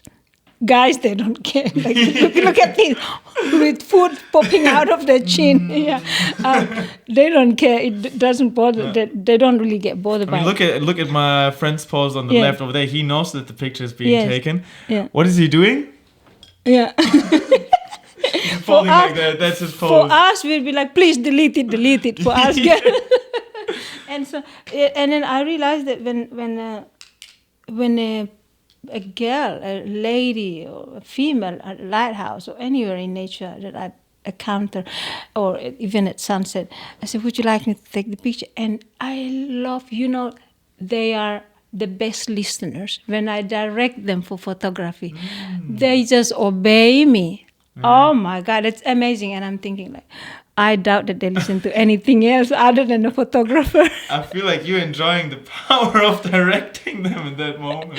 Well, try this. Yeah, I haven't done that Try to see, like, if you have a girlfriend, let's say, or a female friend, if you try to tell them something, they're likely like, oh, don't tell me what to do. Mm-hmm. But if you tell them about photography, I like you to post that. I need to post that. They will listen to everything because they know that you're a great photographer, so they will listen. That is very funny. I haven't thought about it that way, especially with the difference between saying that normally and then having the camera in the hand. Yeah. I mean, because we want to look good. Yeah. Guys don't care. Whatever. Yeah. Experiment it. That would be so interesting. I don't know what you mean with not caring about how guys look. This is a very good example right now. He wouldn't be bothered by looking at this. He wouldn't. By the way, I haven't shown this photo to the camera yet. Yes, so up to you. Wow, these are cool. So this is actually the whole reason why all of this is happening right now. From that photograph. I told that story already, how she was performing in the streets over there, and I just enjoyed her playing over there, really being in that moment, feeling the music and making a performance. And you can see her as well. As you said, you didn't even know that the photo's being taken, and that's the best moment to take a photo. I didn't know you were there. I was hiding between cars. I was just zooming in a lot because with my camera, I can quite zoom in. This is a very interesting great lens. beginner's camera because you can play around if you. I have this lens. Yeah. I use it on a Canon. Yeah, go on. Yeah. Because you can try to figure out which style you like. Do you like being able to zoom in? Yes. Or do you like just a short lens like 45 millimeters or 18 millimeters, something like that? Yeah. You can play around. And with this playing around, you find your style. That is back to the topic where we spoke about the manual settings. Yes. Play around and have fun. And this one, look, I remember yesterday you told me that you were waiting for this shot. I was sitting there between the cars, zooming in, aligning the horizon already, and I was just waiting for the perfect moment. You were looking close to me, but it was not what I was looking for. And then for a second you had this hair and it was windy because we were in nature. And the sun was setting from one side, like the sun came from here, and this was all shadow, and it was like that. But then for 1 second you moved your head, and in that movement, your whole hair, you have very beautiful hair, by the way. Thank you. And it all started going back because of the wind, very like from an advertisement campaign. And then with the sun just blasting into your face and being really in that moment, but still continue playing. I was like, there's the post. You got that one. So that's actually very artistic composition, to do it right there and capture, because that's only a split second. Yeah. You missed it, it's gone. And I could move all sorts of other ways and come up with all the crook face and whatever. Crook faces are amazing. But I'm a girl, so As I said earlier, confession. I mean, it's very, very decent picture. Really, like I love the quality as well. But you know, the If you look at it, your mouth is open at that picture, and I don't want to make you insecure. I love that. No. I because don't. You saw it in the I don't moment. care. I have a mouth. It tells me. Yeah. It's better that my mouth's open. That it indicates it's functioning. Yeah. Quite often, I look like I'm looking at the sunset, and this is one of the most beautiful feelings to share because when I'm drumming, that is just the best. What you call it's one thing. One thing that I never really know how to articulate it before, but now I realize it's therapeutic. What does that mean? Drumming. Yeah. Because you're holding instrument and you're using your hands. Mm-hmm. Sometimes you just tap and you're not using the drumstick, and so it's something that the reason it's therapeutic is you're at the sunset, you're watching the sunset, and then it's just fabulous to see because the sunset light changes every second. In 1 minute, the lightings drastically change. In 1 minute, 1 to 5 minutes is so extreme sometimes, and you're there watching all that marvel of nature, and then at the same time, your head has to tune to listening to all the other people playing, and at the same time, you've got to feel the rhythm inside. You've got to, and then you're dancing. You want to dance, and then like it's a full concentration that you have without realizing it because you go so deep into your body. Yeah, you're enjoying the sunset, and then you play without thinking about the beat because you're just playing with what you're feeling. But you feel and you hear when you made a mistake, and when other people made a mistake, you hear it. But one of the best thing that's get into the scene when you're playing is when you're playing and then someone's from far, they're walking, but they're not really walking. They're partly dancing. They're coming and then dancing, and they stop and then they dance for a while. It is so beautiful to see people have taken that in a joyful way, and for you feel like they're dancing along with you. They're receiving the communication that it's like a communication that you don't know how you communicate with people, but it's just something that transcends beautiful feeling. And at sunset, and you're watching sunset together, and sometimes they come and stand around, and then I could tell when somebody is curious, they want to play. I could also tell sometimes when someone can play, and they understand way more than me. Some people are so professional, like, oh, I'm so blown off. And so quite often when there's an extra drum or percussion, I just love to tell people, hey, come and play this. And it's so fabulous sometimes when somebody comes along and they play so beautiful, and you just feel, oh my God, such an honor to play with this kind of people. And sometimes it's quite a great honor to have someone who's never played, and then they're so open to wanting to play, and then you give them the instrument. All gather at the same time. Yeah, and they play in tune, and they play simple beats, but it's super nice, and they're like enjoying it from finish to end. Maybe just one session, but it's so beautiful. It's when I'm listening to you right now talking about these things when you're playing over there with the sunset and how you're grooving and with people dancing over there. I hear that the beauty of these moments are that is a pure form of truly living, being present in the moment. Yes. You're not 1 second away. You're like truly in that millisecond. And that changes through time because time passes either way. So that is the beautiful thing.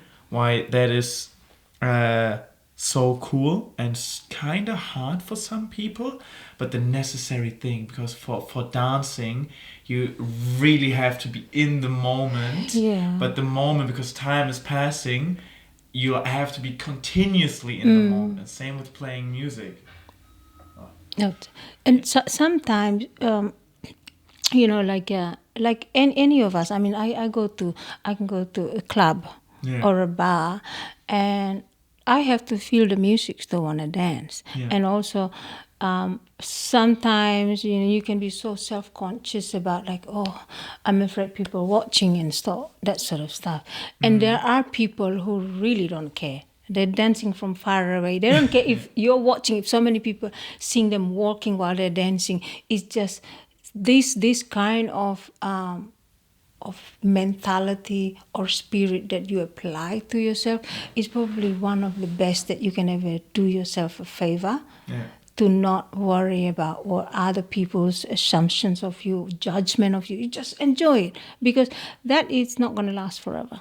That is such a lovely thing about Byron Bay, what I've experienced over here. Yeah. Because when I came here, Yeah. or before that, or in that, I was always a very, very extroverted person, everything, but still Yeah. that was there. Yeah. When moving around, everything, you always have this kind of fear that people are watching.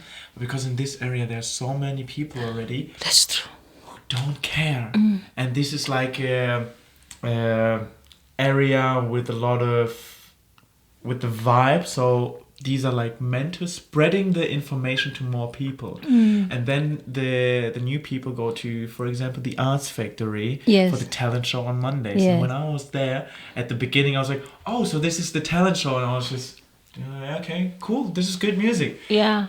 But I saw in the middle of the crowd there were people really being this loose and everything. Yeah. And then from time I started learning that as well. And this is how it amplifies in this area, because there are already a lot of people who are this Yes. loose and not caring. Yeah. And then people see that, adapt that, and they pass on this feeling. Yeah. And now when I'm somewhere else, going out, I still have this in my soul because I've learned that, and now it's spreading a little bit further. So students come here, Yeah. learn this way of life, and hopefully spread that vibe around Yeah. wherever people go.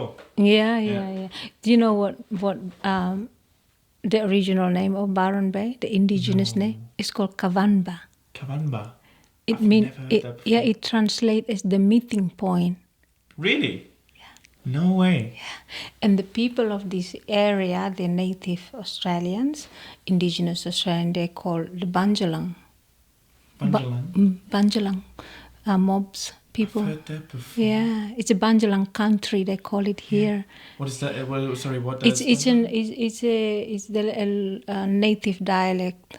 Yeah. I'm not sure. But I think it's just the area is called Bunjalung. Yeah. And I've been to like corroborate festivals in like the hinterlands from here, about 3 hours away.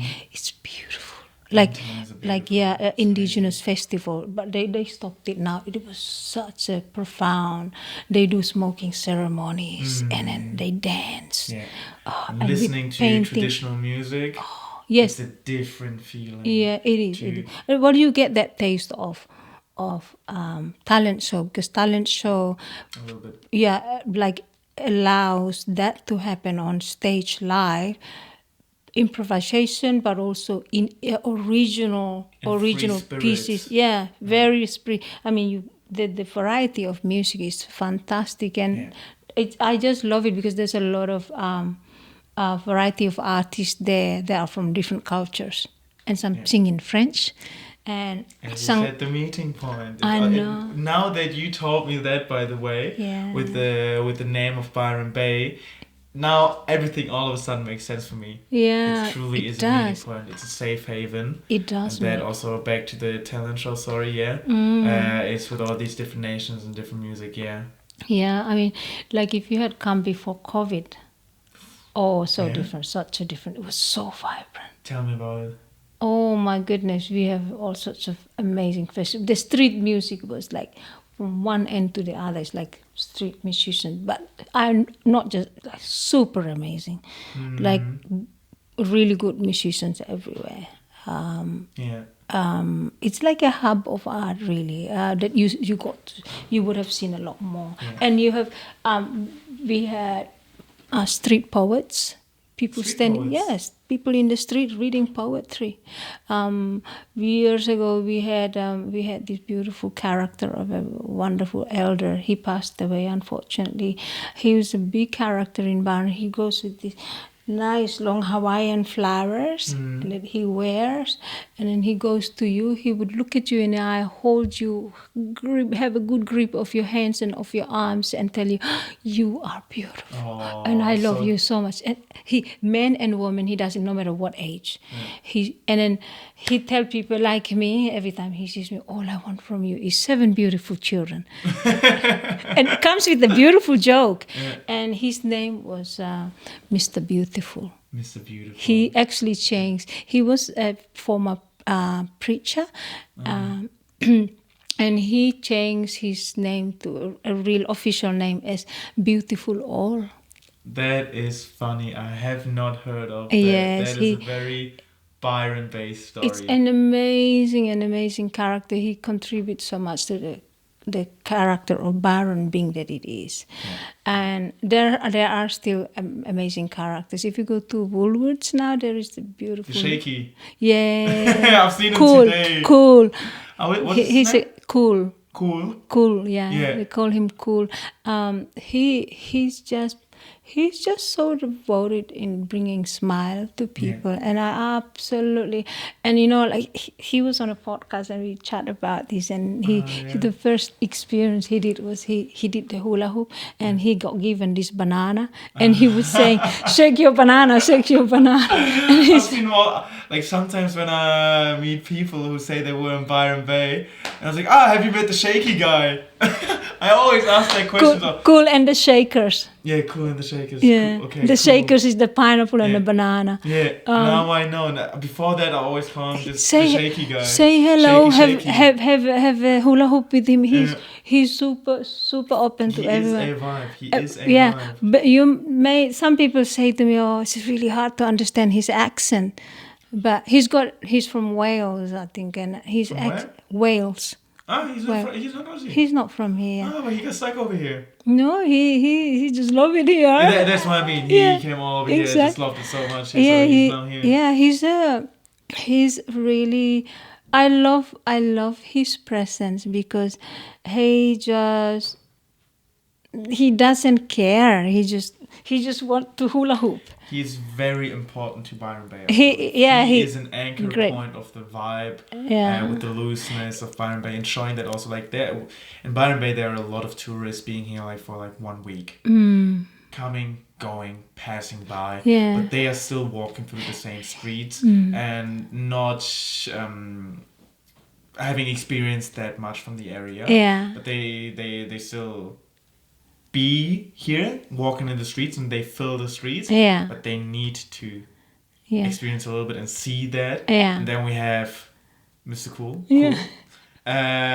Just resonating and expressing that on the streets and showing people what it is like over here. There was a lovely friend of mine from New Zealand. He used to be on the street doing poetry. He writes poems, and he stands there and he looks, because he goes shirtless and he's got long blonde hair, and his name is Cristo, and he looks a bit like Jesus Christ. Tall and has this lean, beautiful. He just got beautiful presence, and he would read street poems, and he would stand like this, almost like this, from a painting, from a classical painting, like shirtless Jesus. And I always loved that image of him. And then you have also got people who play frisbees. If you go to town, there are people throwing frisbees. These are huge things that it's been going on. Acrobatics, everything. Fireworks. There used to be there's a lovely friend that used to do, he's not doing it anymore, mandala arts at the beach. The whole beach, main beach, like full of mandala arts. He spent hours hours, 4 hours, like on a low tide, he would do that, all the mandala stuff. That is I'll show you incredibly pictures of what he did Please, I before. would Oh my love to have goodness, it's experienced amazing. that. He'd do mandala arts, and then it takes, so by the time the high tide start to come, it start to erase slowly. And so if you have time lapse, wow, it's just fabulous. His name is Craig, and there's so many things that happen. There was a guy from England, a good friend named Darius. He would take all the juggling, hula hoop, juggling stuff, shakers, all sorts of stuff. He put the music on at the opposite the fish heads. There's the grass, the little park there. He put the music on and put a sign, come and play. And anyone go pick up all these toys and learn to juggle, do sort of stuff with the music on an amp. And we just have the best one all day. It's super, super, super, like a great sense of community. And then COVID comes along, everything got shut. And then you can't allow this, you can't allow that. So now it's sort of starting to come back again in some ways, but not Healing quite. a little bit. Not quite the same anymore. Yeah. It never can go back to Exactly. the same as it used to be. Yeah. That's also a very interesting thing I've experienced throughout different cultures. Or What was it like for you back in Germany during the lockdown then? Oh, so I was in school at that time. Yeah. And it started as just through the speakers. All of a sudden, the entire school heard the announcement from our principal. Hello, everybody. It was just decided by the government that all schools are shutting down for 2 weeks. We're starting the Easter holidays 2 weeks early. So from tomorrow on, or something like that, or from next week on, your Easter vacation is going to start. So instead of 2 weeks, there are going to be 4 weeks of Easter vacation. That's how it all started. And then we're like, yeah, cool, more vacation. And it was just still pretty chill. You had to wear a mask everywhere. If you want to get to school for a while, you always had to get tested every day before school. Every day. Every day. Just these quick tests. Yes. But there was also kind of a big scandal about it, that there was a politician corruption. So it was a market to more tests are being sold, the more some people earn.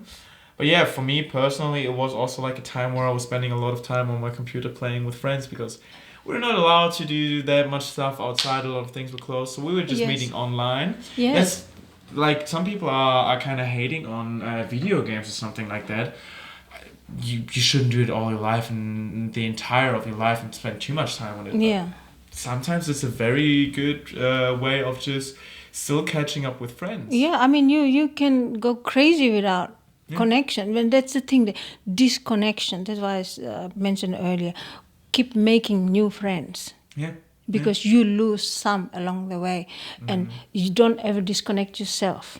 Yeah. Because it's great to have solitary. It's really good to have your own solitary. Which the moment when you like when I paint, I don't have anyone disturb me. I can't. Yeah. No, I don't allow that, and because that's my little sacred, little ritual, little ritual.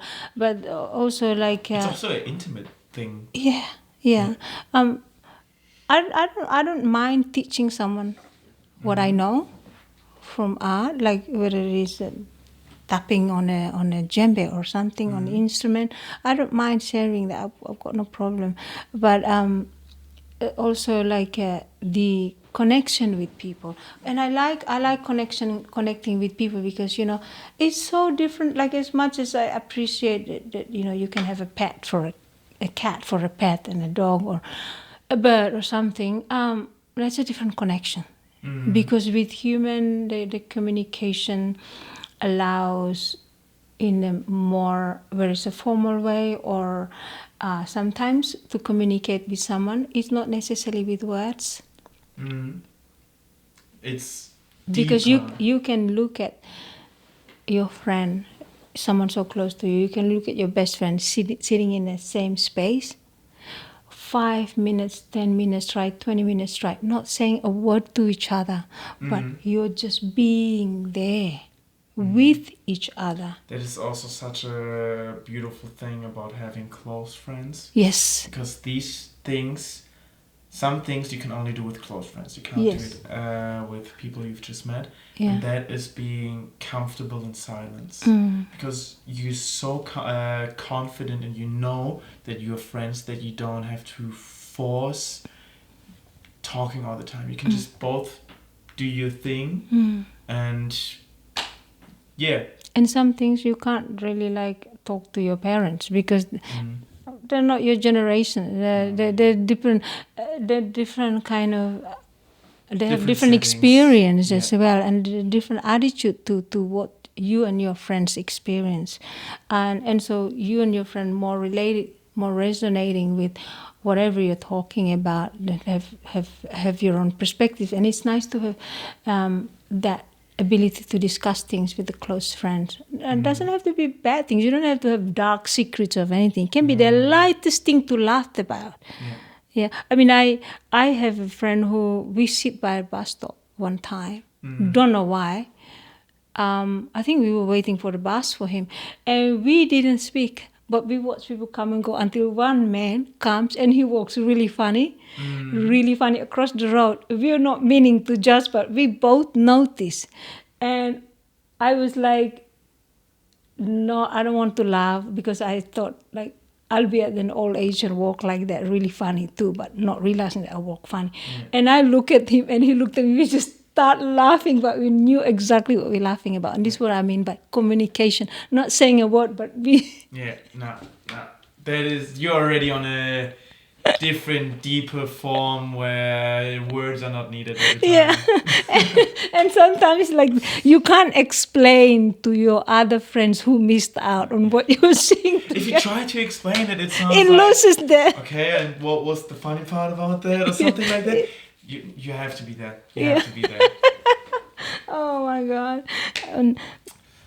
This one, would you like to talk more about this? Oh, this is wonderful.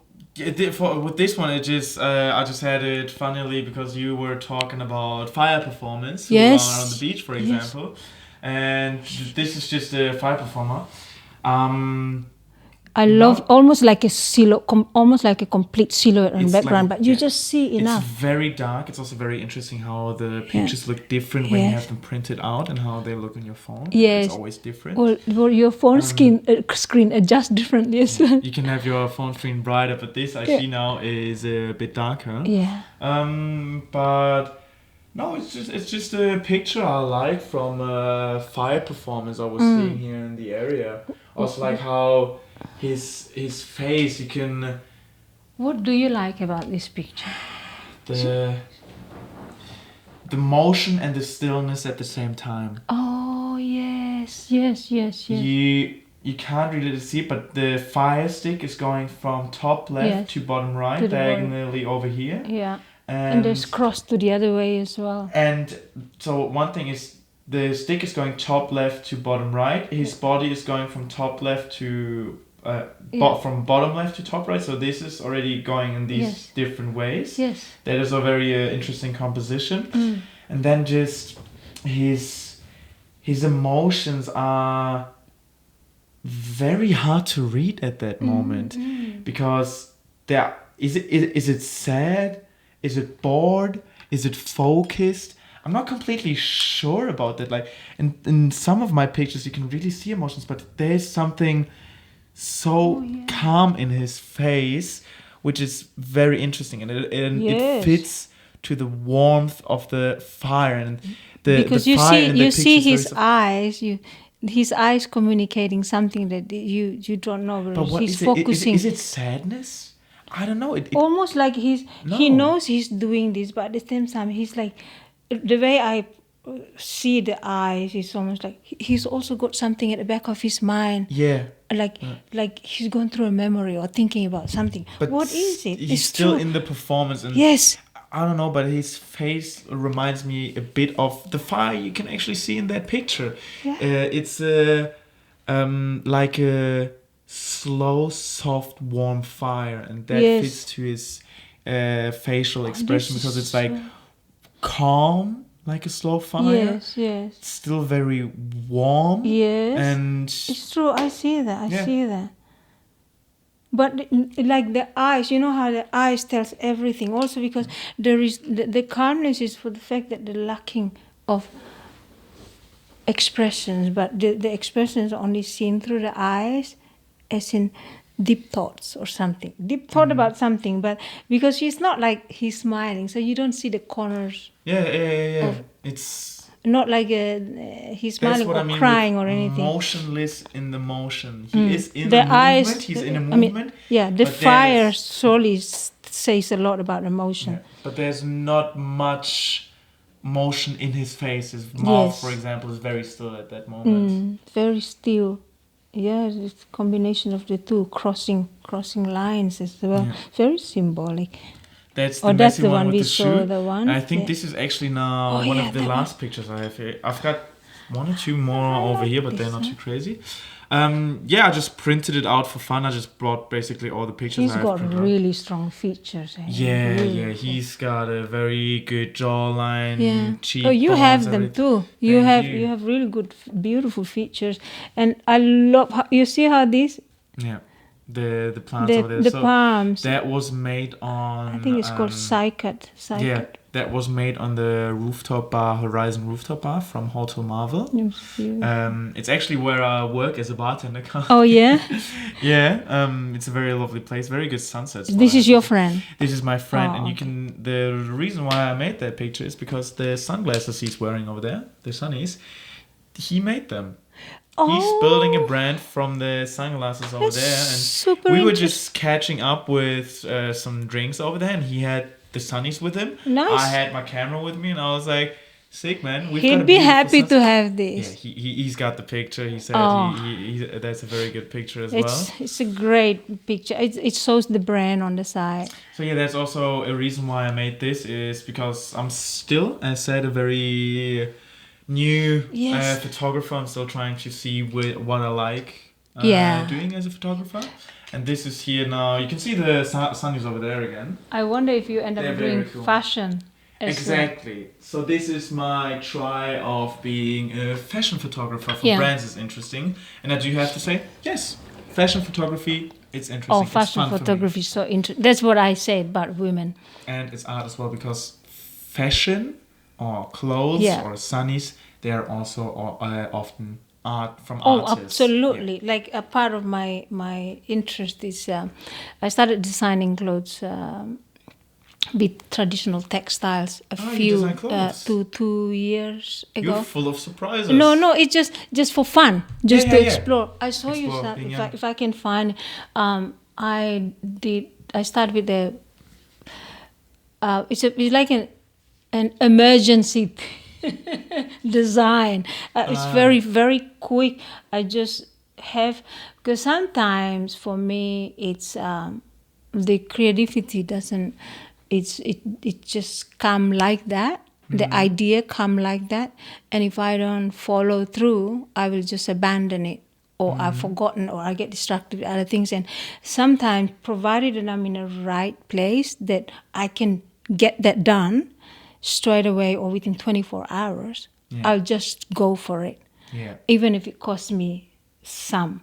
I really just need to get it done, and I get it done.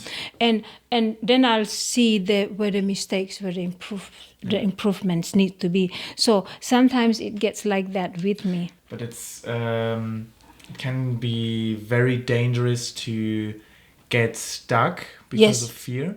Yes. And then once you get stuck, you won't find out where to improve. Absolutely. I absolutely agree with you. I will see if I can find an image maybe of one of the things that I first designed. I have few things that I think, because it's to do with textiles, so like traditional textiles. My mother was a weaver, and so I explore weaving. So you make the motifs yourself and things like with cotton. So it's like, so it's thick cotton. So the only thing that I need to figure out the dyes, how to dye the clothes, and not, because it's traditional dye. So like the dyes comes off as you wash, and then and so you have to separately wash them. It's a very interesting process as well. Oh yes, where it's very fine details are hidden. it is absolutely, and it's not it's not easy to be able to work your way exploring textile works, especially if you weave it yourself. So hand woven material, because it involves the dye, learning about what kind of roots produce what kind of color, and like you can't stuff up the material because it takes a long time to produce the material. So once you want to turn into garments, you can't stuff it up because you ruin the hard work textile. Like the textile that my mother and my family make, they take years to produce because you have to grow the cottons in your backyard. You harvest it slowly and then you turn them into yarns, the threads, and it takes a long time to accumulate that much material to eventually, and then you have to dig the roots and take the barks of the trees to produce the different colors. You have to wait for the indigo flower to come in a rain season to do it. So it's that there's seasonal. Oh my God, it's crazy. So like textiles, like from my home place, it's like take so long to produce, but also they are. I have textiles that inherited to me that now 100 and almost 200 years old now, and they're still in good condition. But that's the thing, equality. That's mind-blowing. You make them well. Yeah. So that because textiles are so important in my culture, because it's sort of it's a thread of genealogy through the maternal lineage. So it reads like textbooks. Yeah. Yeah. So that's another art. So like I didn't know that there are so many layers of there that you can read. Culture, like well. This is so fascinating with culture, and we don't express art through paintings like this or through sculptures. We don't have figures and sculptures and masks and stuff like. People in Bali, they have masks and stuff like. I got scared in the beginning because I was not used to it. Yeah, but it's so interesting because we express it through architecture, through weaving, through textile, and through baskets, and we make clay balls and spoons from coconut shells, stuff like that. So different. I mean, I love the art blow glass. Oh, have you done that? I've seen it. I've went to the world. Oh no, it's way too hard, right? Yeah, but I've heard about it. I've seen them. Yeah. I've seen them doing it, and I was so mind blown. Yeah. You imagine to be able to do that really quick and to shape it and the colors. It's so fascinating art as well. It is. It is really beautiful. Real craftsmanship. Oh yes. I love that word, by the way, and with the glass, it fits to that perfectly. It's a real craftsmanship. Craftsmanship. I mean, if you, but that's the thing that they used to have in Byron. They used to have this shop right around the corner here where they blow glass, and they do it so wonderfully. But that's the thing that was the business-wise in Byron. Like 10 years ago, even it was just a seasonal thing. Because people make money just in season when the tourists come. Yeah. In winter, it was so quiet before. Now, in winter, after COVID, it was very crowded here. Yeah, I feel like you can still feel a big difference that it's. Very yes, you still can feel it. That it's not. I'm trying to find a photo. That it's not so crowded as before, but I mean it's different businesses now. We don't have.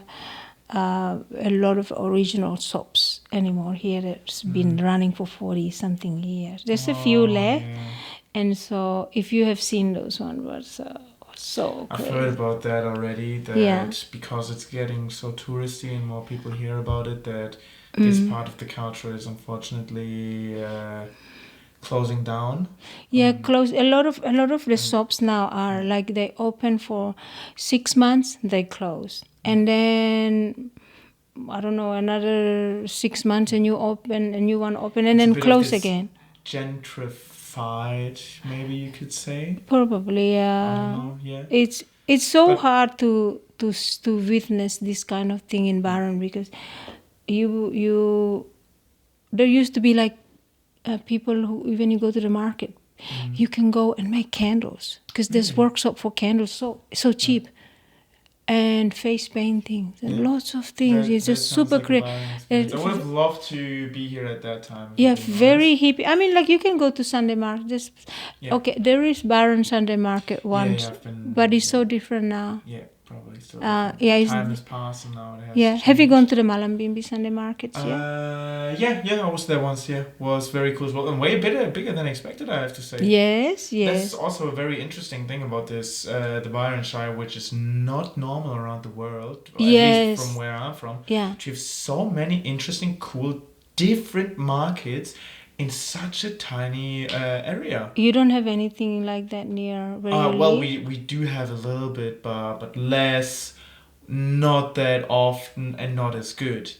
Like less in all ways. Yeah. So not the artistry, like is the much of it like the stall holders, do they create their own art like the way they do it in Byron? Like, yeah, no, not at all. Not like that, no. No? No, way less. Oh, okay. Yeah. So I'll show you one of the designs that I made. Mm-hmm. So that's maybe so that's a coat. Oh wow! That's traditional. That? My mom made traditional textiles. Yeah, so I started experiment with this, and I just thought that it's a different flavor to modern textile. It's actually, I wore it in autumn, in European autumn, and it's really warm. I was so surprised. Yeah. And it's just heavy, like a denim. I mean, it's heavy cotton.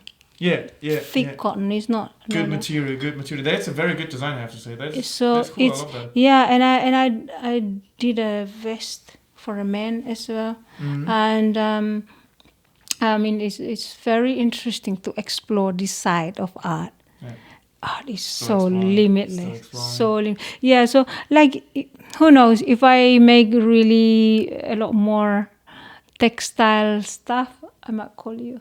Yes, please. I mean, I can do it myself, the photos, but it's always so nice to include other artists, because my perspective is always going to be different to theirs. And we may share similar perspective, but I love how other people are so creative, because it's mind-blowing for me. Like I told you, we spoke the other day about, some artists, they can express their art so simple, so modest. And I can never think that, I can do that. I can't do that. Yeah, I could think that I can do that, but the fact that I don't do it, it means I can't do it. Yeah. It's because, you can think simple art, but the practice itself, sometimes for me, is like, it's just not, I cannot do it, because, if I could do it, I would have done it. I would have had that piece as mine.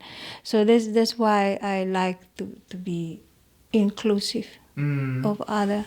Like photographers. I worked this out from an artist modeling experience. It's so interesting how people perceive you. Yeah, it's always a unique thing, because that's also what I said to you yesterday already, is with every person is their own unique character, which only exists one time in the world. To you, that is 100% you, so 100% normal, but no one is you, no one is like you. It's true. So for every other person, as soon as you express yourself, it's a unique experience. Yes. Because they haven't met you yet, and they haven't seen your work. Yeah. So there's also a very thing about to think about true art. It's always a unique thing, because if you really express yourself, no one can do it like you, because they're not like you. There's also a very, very interesting, lovely thing about art that I love. This is true, because like, I don't go and listen to Prince because of Michael Jackson. I go and listen to Prince because it's Prince. It's Prince. Yeah. It's Michael Jackson. It's They another don't, they thing. don't try to be Michael Jackson. They don't. Yeah, they don't. They are not them. They are Prince. Exactly. Yeah. So, like, I resonate with what you say. It's what people buy or what people are interested. It's not that you can sing like Beyonce. It's not that you can dance like Michael Jackson. There are many people. It's who can do you. it like them. I mean, if you have your friend there who behaves like you, who acted like you, who wants to be like you, I wouldn't be that interested because that's not him. Yeah. I'd be interested if it's, I've seen already a lot of musicians or dancers who are singing, as you said, like Beyonce. Yeah. They might have a beautiful voice as well. Yeah. But it's still something different because that's not their character. Yeah, because Beyonce is there already. Yeah. Why would you want to be still her? Impressive. Please don't get me wrong on that. Yeah. But that is the difference, and same as with dancers. The way, the reason why Michael Jackson as a dancer was so iconic was because he made his own thing. Yes. He was his own character with his own style. Today we have a lot of people who are doing that style as well and are not as big because they're not the people who are that character. Yes. It was Michael Jackson who was that character. There are so many impersonators of Michael Jackson, of Elvis Presley. I mean, it's nice, it's novelty, but then it just died out for me. Like, you're impersonating, and I have a big respect for that. The fact that it takes courage and takes a lot of practice to be able to try and do that. Not even to try, they were actually doing it, you know, to because they have so much admiration for these artists, right? To put their life into it and practice and, you know, like impersonating such a great artist. Wow, it's an honor, really. But like for me, someone like, wow, that's so good. They can do it. But then, you know, nothing like, I don't really see them. I just see the impersonator of Michael Jackson. But I'm more curious about who is this beyond the impersonator? Who is this? And I'm more interested into that. And so that's why I think the openness of being, like you say, just you, being you. Can I ask you a very interesting thing? Yes. I've heard that's a very good question. What is your favorite thing about yourself?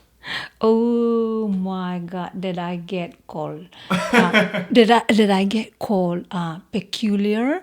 I get labeled strange. I get labeled crazy, and weird. Mm-hmm. You know, I wear it with pride. Because I feel like the fact that not a person understand me, not even my parents understand me the way I understand myself. The closest people in my life, I know they don't understand me 100% the way I understand myself. Yes.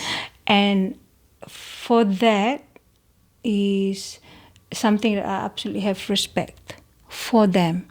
Misunderstanding me or not understanding me, because it gave me such a profound opportunity to self-reflect, and the self-reflection comes with, I mean, it's brutal honesty.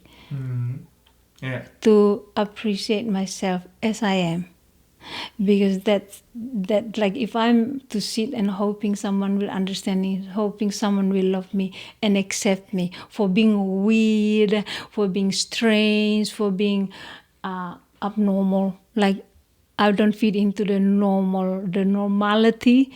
I'm too this, you know, to.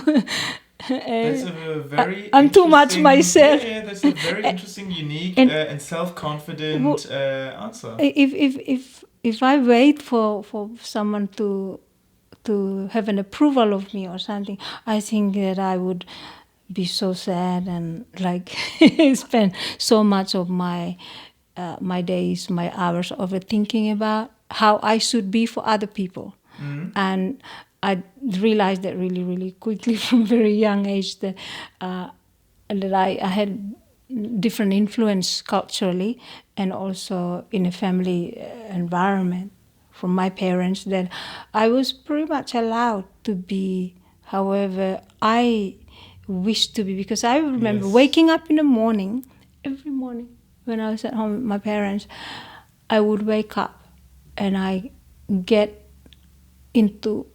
go and climb these trees that are around our homes. They're bouncy, the branches, even if it's so small, you can sit on it and they bounce, so beautiful. And I would sit down and sing on top of this tree so loud, as much as I just make up words and I sing whether it's out of tune or not. I just remember singing on top of my lung anything that it came in my head. Sometimes just hum, sometimes the words are so bad that they're not in a good sentence structure. It was just, you don't know top to bottom. I remember this. And I remember seeing my mom would just have a little smile and like not putting me down. She just go past and smile. I think she's like, when I look at it now as a grown up, I realize, wow, she has a certain allowance. Like she just let me be. Like she's happy that I'm just happy singing and bouncing. And I would take French shallots, these little onions, little small. I would fill up my pockets with these and eat them for breakfast. Ah, really? Yes, eat onions for breakfast. That is very interesting as well. I have not heard about that, someone doing that before. Yeah, I eat a lot of onions in the morning, and my mom. Onions are very healthy as well. But my mom it killed her because, and I would go, and she goes, "Oh, child, go wash your mouth," and I just wouldn't. I just wouldn't wash my mouth. It was very easy to accept you and be there for you with the singing. But the onion was too much. Yes, too much. But also, like, I never want to brush my hair. Yeah. I had great issues of my hair being brushed until today. So I finger brush my hair in the shower. I don't brush my hair because it just, for me, it's like my hair. I feel like my hair is it's something that I used to apologize for, because I had I had like a reddish, weird orangey blondish. My mom was a blonde when she was really young, and I didn't know this. And so when I stood in the star, I remember people would tease me and mocked me. And I used to be so embarrassed about it.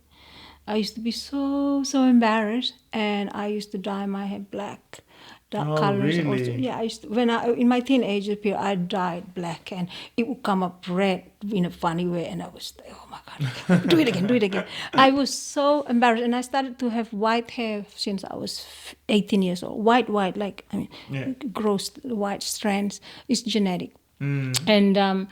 And for all these sort of things, I had to learn to accept myself being really weird from very early age.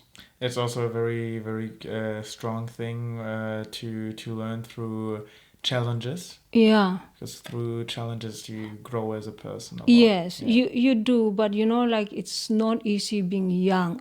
When I was younger, to know that you being different, that it was going to be fine. If I knew what I know now at the young age, that to be okay, to be different, it was okay, rather than trying to like please everybody. If I knew then, I thought like, oh my God, it would have been much nicer for my self-esteem.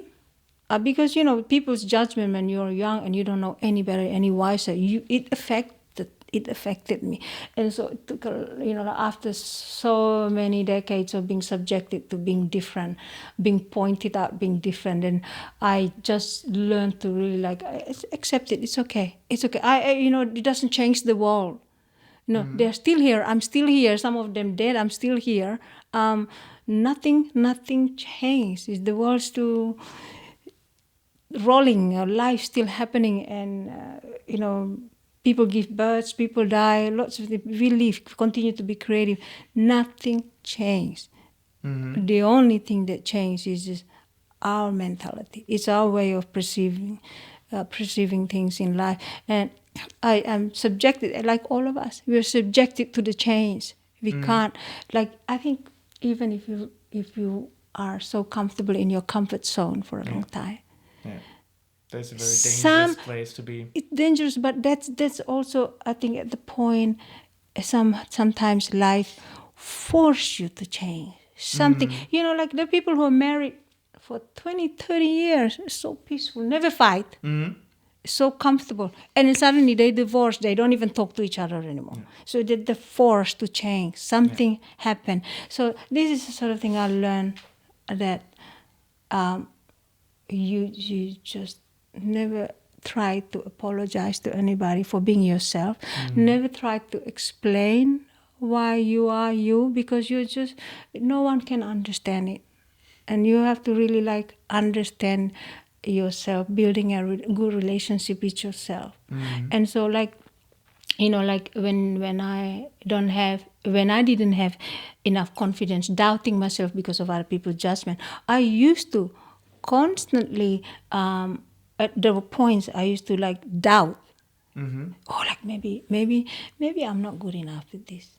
Maybe my voice is really I don't like hearing my voice when I sing. I really, really don't. Yeah. Didn't. Now you do. Oh, sort of.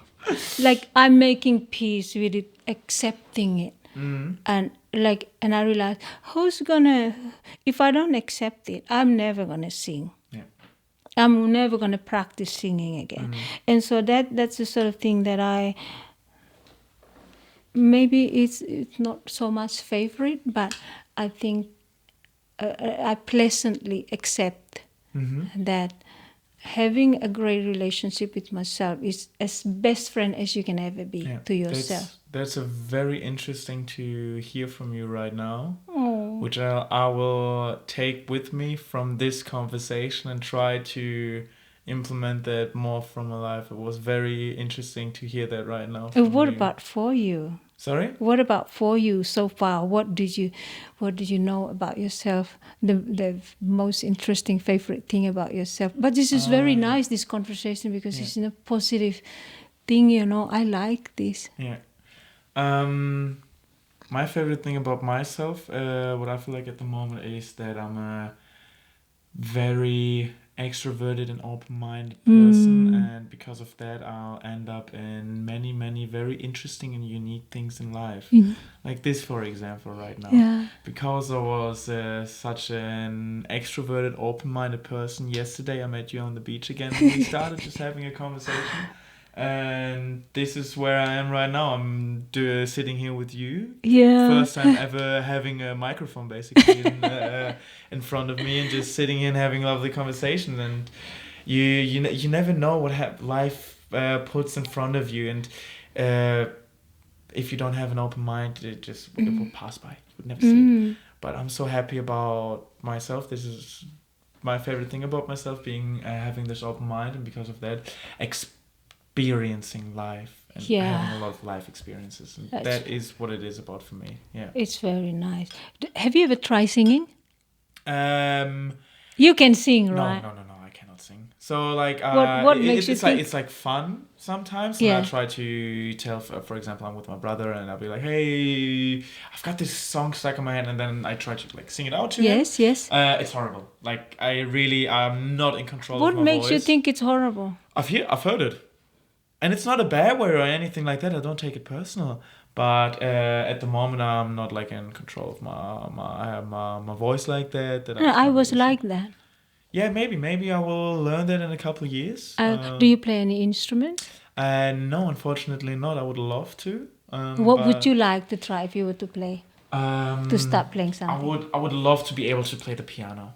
I feel like the piano is I'll show you some tricks later. Yeah. Yeah, if you want to. Yeah, sure. I just show you the basic. No, I nobody taught me. I just go. I don't know anything. Yeah, well, I just would that's okay. like to be able to That's play okay. the piano. I mean, I kind of learn to navigate it myself, and I'm sort of understanding some basic thing about the chords, and I can show you, and it's super like it, I think It's a that very beautiful to thing. write a song, it's easier for me to like learn to write a song on a piano than on a guitar. I've heard a lot of people saying already that the guitar is more challenging as a beginner than a piano. Oh, I would love to share with you what I learned, like Yeah, sure, what I let's do it taught in a myself. second. Yeah, because it's super. And now they have, now you can buy piano seats. They are like seats that you fold it. You can take it with you and USB charged, right? And you open these seats Really? with piano keys on it, and then you press and you play like a piano. That's crazy. And you I've can not seen plug it that before. to a small amplifier, and so it's easy to, you can probably plug it to a Bluetooth amp. I saw an ad like, what? It's amazing. I used to be a Modern chunk. techniques are very mind-blowing sometimes, Yes. how far we've come already. Oh yes, I mean I love how the instruments evolve with technology. Musical instruments. We used to have like crazy huge harps, and now you can buy small harps. Yeah. Really yeah, small harps. Really. There is a local musician. He's a great artist, great musician. He builds instruments. He's got one of the smallest guitar I've ever seen, like this size. You can take it in a plane. And super. The body is like this big, Tiny. Wow, that's super small. He built it himself. Yeah. Ah, really? Yeah. Interesting. There's a lot of people here who build instruments. They're really good at doing, and like just to see this kind of amazing artist, like, oh my goodness, what kind of wall am I in? I really love it. But that's the thing, that the openness, like you say, it's like expose you to the same kind of people, the same kind of people sharing the same frequency. Yeah. Exactly. Yeah. What would you share to people who are back home, or anyone at all, your age, just fresh, life just starting, and from this traveling experience, from you're starting to explore art through photography, and like being an extrovert and highly social, you have great social skill with people. That's one thing I noticed as well. What would you share with those shy ones who are shy to explore art, are shy to travel, shy to approach anyone? To just leave, just do it. It's not as scary as it is, because it's not that deep as well. To get some pressure off from the mind and the heart, whatever you feel like.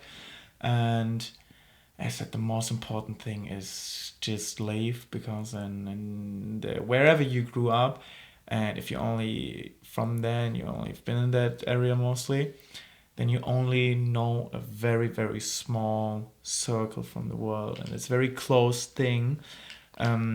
And you can always come back, but it's very, very important to grow as a person with the mind, and that happens by challenges. Yeah. And it doesn't have to be like super hard challenges. Yes. Just book a flight can be a challenge already.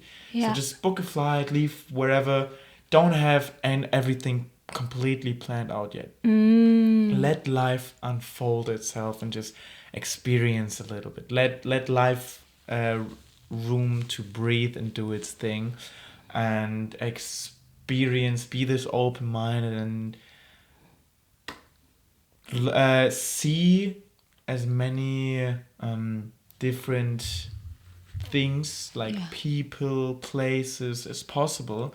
And just by going around, you will consume or take a lot of in already. That's just how it is. Yeah. What's the difference for you when you came to Australia, about when you heard Australian accents for real? Like, because here they speak English with a different accent. Did you understand super easily? Very interesting. So I would say I had kind of a soft launch. Uh, Personally, I would say that my English was already pretty good when I came here. Yes. Yeah. And then I landed in Sydney, and Sydney doesn't have a big English accent if you meet any Aussies around there because they're still like the city Yeah. Sydney people. Yeah. And also I was around a lot of backpackers. I was still around a lot of German people in Yeah. these type of bubbles. And then I eventually started going on a trip from Sydney to Cairns, but that was all in a tourist Greyhound bus. Oh, And yes. we were in hostels, so you were mostly still under tourist backpackers. So Yeah. it was still this type of English. And then after a while, like one time, my mother was here for a couple of weeks, and my brother as well, and we did a road trip from Sydney to Townsville. Yeah. And then eventually we were in a pub in close to Townsville, somewhere over there, or in Mackay. I think it was Mackay. And then we've met some Queenslanders. Mm-hmm. But because I had the soft launch, Yes. I already step by step started hearing more, and it was Yes. not that difficult Yeah. anymore. My brother was in Australia for 1 or 2 weeks, and then these Oh, yeah. and my brother, he's older than me, and his English is very good. Oh, But then these beautiful. Queenslanders came. And my mother can't speak English at all, but that was crazy with the accent. My brother could not pick it up. I already had a little bit of the vocabulary as well, started to adjust, like mirror a little bit. Your brother couldn't pick it up. It was completely different. It was very funny to experience that as well. Can you mimic any of the Queenslanders when they speak? When they speak with me, maybe like a tiny bit. I don't want to. Yeah, it's I wouldn't okay. say I mean, like that much. And it's also like what are the things that what words was it that you remember noticing the difference, like in how to pronounce? Do you remember anything? I wouldn't remember something on the spot like that right now, a word. But it's also the way you speak is always very different. Like Yes. very dependent on the person you're talking to. You're talking very differently right now. Like with you, for example, right now I speak like very clearly and Yeah, but something like that. also but I have an if you- accent. Yeah, but if you're like in a pub in Townsville and you've got these different type of people, you're a completely different person. It's very funny to experience that as well. Yeah. How you adjust yourself based on the settings where you're surrounded at the moment. And to me, that's very funny. Yeah, for me, after years, I noticed people from South Australia, they speak more with an English accent, the Yeah. proper English. Yeah. And people from up north, they don't say day. They don't say day. They say die. Good day. They don't say good day. Yeah. They say yeah. good eye. Good eye. Good eye, good Yeah. eye, something like this. And they often have like a nasal sound. It's very nasal, yeah. Hoi. Yeah, Something like this. That's pretty good. That's pretty, Yeah, I've heard this, but I think sometimes maybe I mimic it wrongly. But it's a very Australian. When I see it on television in the beginning, that's how I know. Oh, that's an Australian accent, different to the English, because the English have very different accent as well. I mean, they don't not just one accent. You know, if you're from England, they've.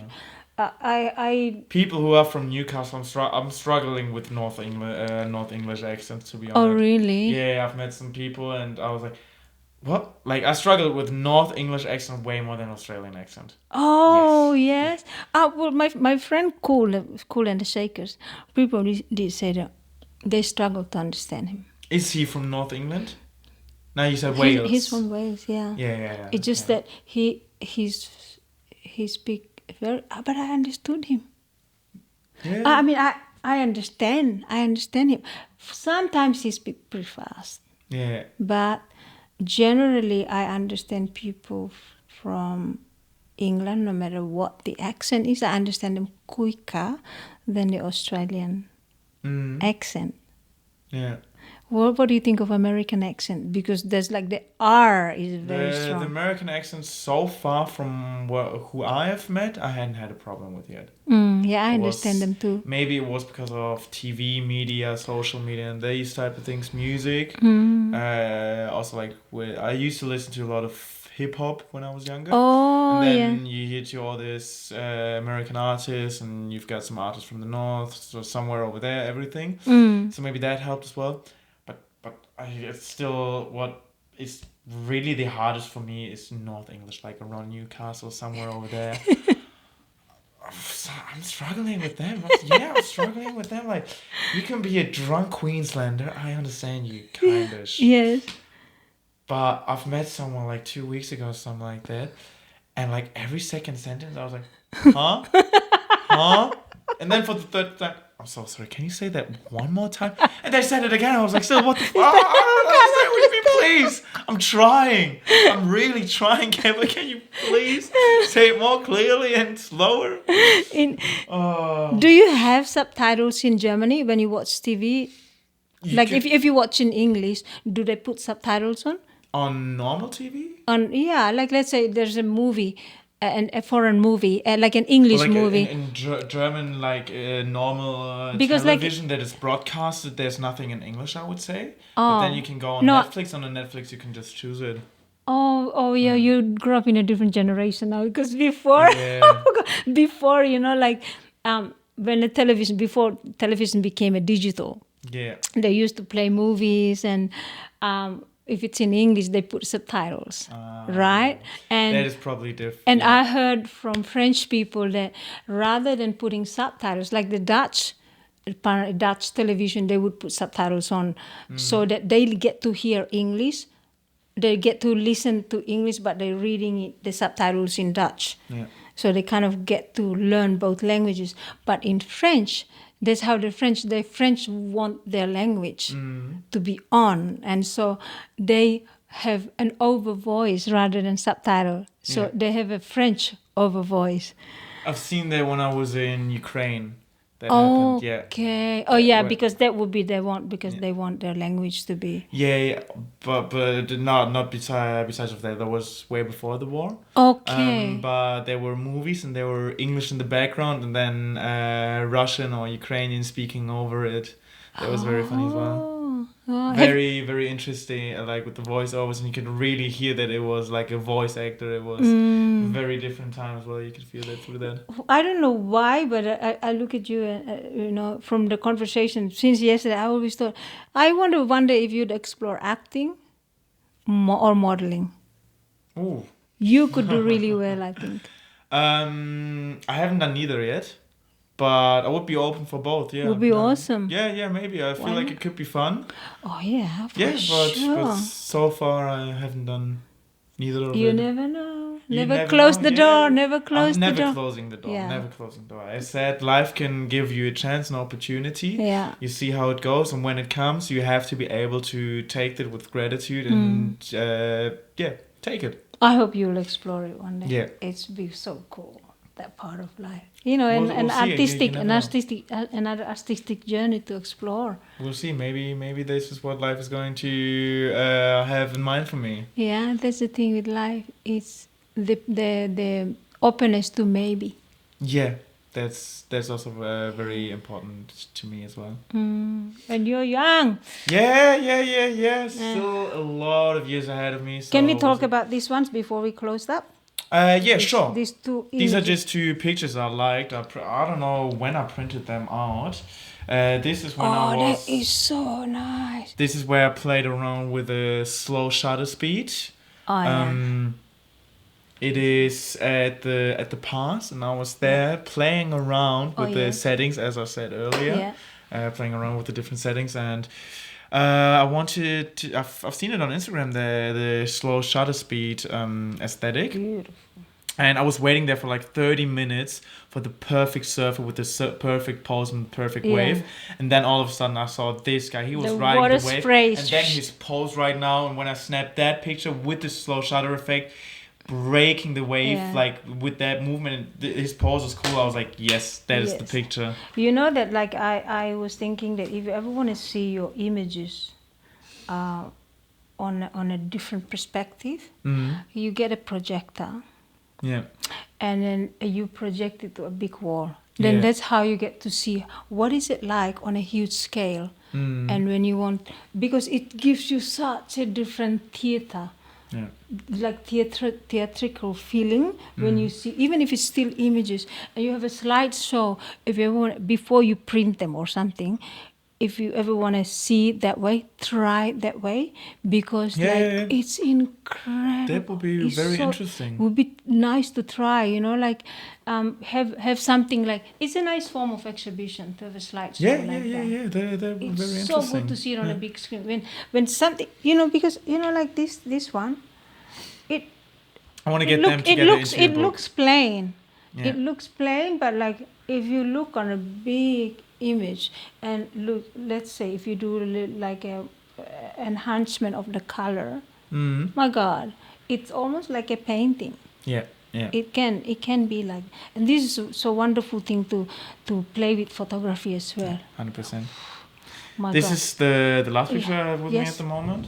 That's also in Byron, right? Yeah, this is at the beloved Belonjo Dock Beach during sunset, and this photo is basically not edited.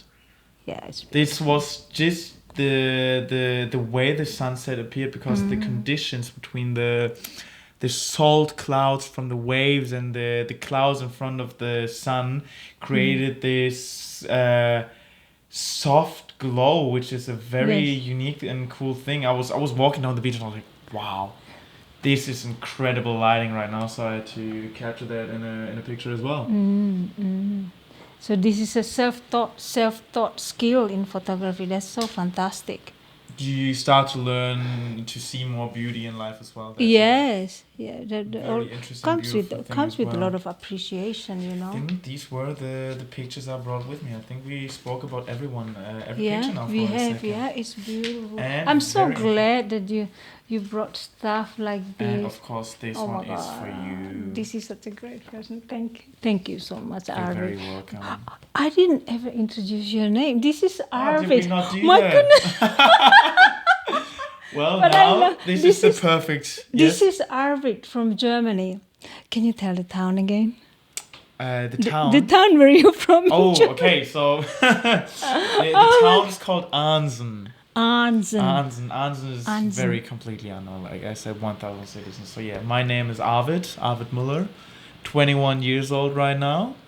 And I wrote it down in that biography over there that I'm an aspiring photographer trying to capture moments in a single frame. Yeah. So you can revisit and have it vivid, the emotions and the moment as it was, but forever in one single frame. Can I ask you one question that I wanted to ask from the beginning, and then we just got carried on. But I love it that I can forget things. How did you land it in Byron? What did you hear about Byron from summer, or what? Unfortunately, it's not that exotic of an answer. I have an uncle in the area, in Lennox Head. Okay. And I knew that already. For the first 17 years of my life, he wasn't really a thing because he was so far away. I've never seen him. Yes. Then at a family function in Austria, I've seen him for the first time in my life and did not speak a single word with him. Oh my goodness. We were just walking by, but I already, my gut feeling already was like, somewhere I want to go to Australia. It's just something was interesting to me. Yes. And yeah, then eventually we met again when I was 18 years old at his mother's place. We were talking a little bit about it. Yes. And yeah, then when I was in Australia, I shot him a WhatsApp message and was here last year for 4 months. Fell in love with it, and then I had to travel around Australia for a while. Yes. Then I was living in Sydney, and after living in Sydney for 4 months, I was like, I have enough of the big city lifestyle. I want to go back to Byron. And yeah, here I am again. Wow, so amazing that you end up here. So how long have you been in Byron since you came? So like last year I was here for 4 months. Yes. And then I traveled around for a bit, and now I've been back since 4 months basically again as well. Yeah. Wow. So you're going to be here for a while? Probably not anymore. My visa is about to expire in 2 months. And I will probably go back to Germany for university. Okay. As in Germany it's pretty cheap. What will you study? I'm looking at something right now. It's called International Business Administration and Entrepreneurship. Oh my goodness, that sounds really cool. Yeah, so I would probably do that in Germany. So I would be back in Germany for like 3 or 4 years, and then hopefully by then there's going to be a new visa between Europeans and Australians. I was going to mention that. I Exactly. heard that was something that they're looking into. A 4-year government. visa without sponsorship, without farm work, and all these type of things. And So I'm waiting for that to happen, and then I'll come back and be here for longer, and then see how that it will would go. be so nice if that happens, because it allows both to sort of go, both citizens to go back and forth to, like, I think to do with the whole European Union, or maybe With the whole European Wow, Union. that'd There be will be a so- very big change, and Yes. we're all hoping and rooting for it to Yeah, settle down. I think it's a fantastic thing if that ever happens. And The maybe day next. that is getting signed off, I'm calling sick to work and celebrate the whole day. I'm so sorry. But the other thing is, like, I think when I see you next time, maybe I'll see you as a model, Oh, as may- as a famous actor. You never know. You never know. Sometimes sometimes the best thing that I've noticed is when you have the first thought in your head. It's a positive thing. You see something about yourself. I wanted to share this because it's really true for me. Happen. I see things so positive. Like I see myself doing something or something happening, That's very important. and you need to believe that and follow that up. Yeah. Because before you invested yourself in the doubts and fear, and you never let it happen. Yeah. So quite often when the doubt comes, you don't go for the doubt, you follow the first thing, positive things you see, and go for 100%. it. It quite often, it doesn't cheat. It's positive- what's telling you. Yeah. It's A positive and gratitude-driven mindset is very important in life, and it brings you far as well. we have so much negativities that we can dwell into, but what for? Yeah, but what Life does is it, so what short. does it like? It's always good to be realistic and to see some things, Yeah. but some things in life you can't really change. So what is the point of breaking yourself by thinking about that too much and breaking your spirit about it? Absolutely. Great attitude. Yeah, exactly. That's I very have a important. friend who said this, gratitude is the attitude. Exactly. It's so nice, he said. That's the quote of the day. he's a wise That's man. He's a very wise, wise man. very wise. So yeah, you never know. I would love to get a chance, maybe with the modeling or acting. It sounds like fun to me. sounds like, I think you do really well. I mean, come on, you've got everything. You've Yeah. got the highs, you've got everything. I'm here for experiences, and Yeah. so far I can't complain. I'm very happy about my life, and I'm in love with my life. I'm romanticizing my life as much as Oh, possible. beautiful. Yeah, that's the thing. We all have to learn how to find ourselves in a way that we can romanticize our life Yeah. in many, many good ways. And that just, who else going to do it for you anyway? Mm. Because you're not going to wait for the cockroach to give you an inspiration. It doesn't happen. Yeah. If you wait for an inspiration, it doesn't happen. You have to make it. Like, in India, there is high traffics. There's no lane for you. Yeah. Everyone's fighting to make a lane. You have to seize it. And then if you see it like that, there's no lane. There's no opportunity for you coming to you. You're just going to have to make it for yourself. Make your own opportunity. Like, create your own sanctuary. Create your own something and go for it. 100%, yeah. Yeah, well, you will do really well. And Thank I'm you so very much, grateful. Francesca. Were you supposed to be at work already? No, not yet, but in a bit. So Yes, I will okay. soon have to get ready for work. Yes. I'm a bartender, so you always have to work a little bit later during the day, so you have time before work. But Yeah, thank you very yeah. much for having me here today, by the it's way. I loved that opportunity, and it was a lot of fun to speak with you for this time here. It's absolute pleasure. I am really honored that you accept the invitation, and 100%. also very grateful that yesterday you approached me, and we have a wonderful conversation. Even, if it's not easy to connect with someone on a first sentence. First sentence. You the way you asked the question, it's almost like you knew us. You just like, oh, hello, you're here. Yeah, exactly. You see like-minded people everywhere. But also, it was so easy for us because So I think it's the way that you express yourself, make it easier for anyone to say, oh, okay, I'm comfortable right from the first sentence. And so it's so super easy to be curious. And I couldn't help but to ask you a little more questions. Where are you from? Blah, blah, blah, blah, blah. And that was fantastic. Thank you so, so much, Arved. Thank you again, Francesca. Oh. It was very, very lovely. And I hope that life will always bless you, and beyond everything, that Same for you'll you, of always be course. loved. And I'm sure. Same for you, of course, I have to Thank say. you so much. Thank you. Thank you for listening. 100%, and have a good day. Thank you. Have a good day.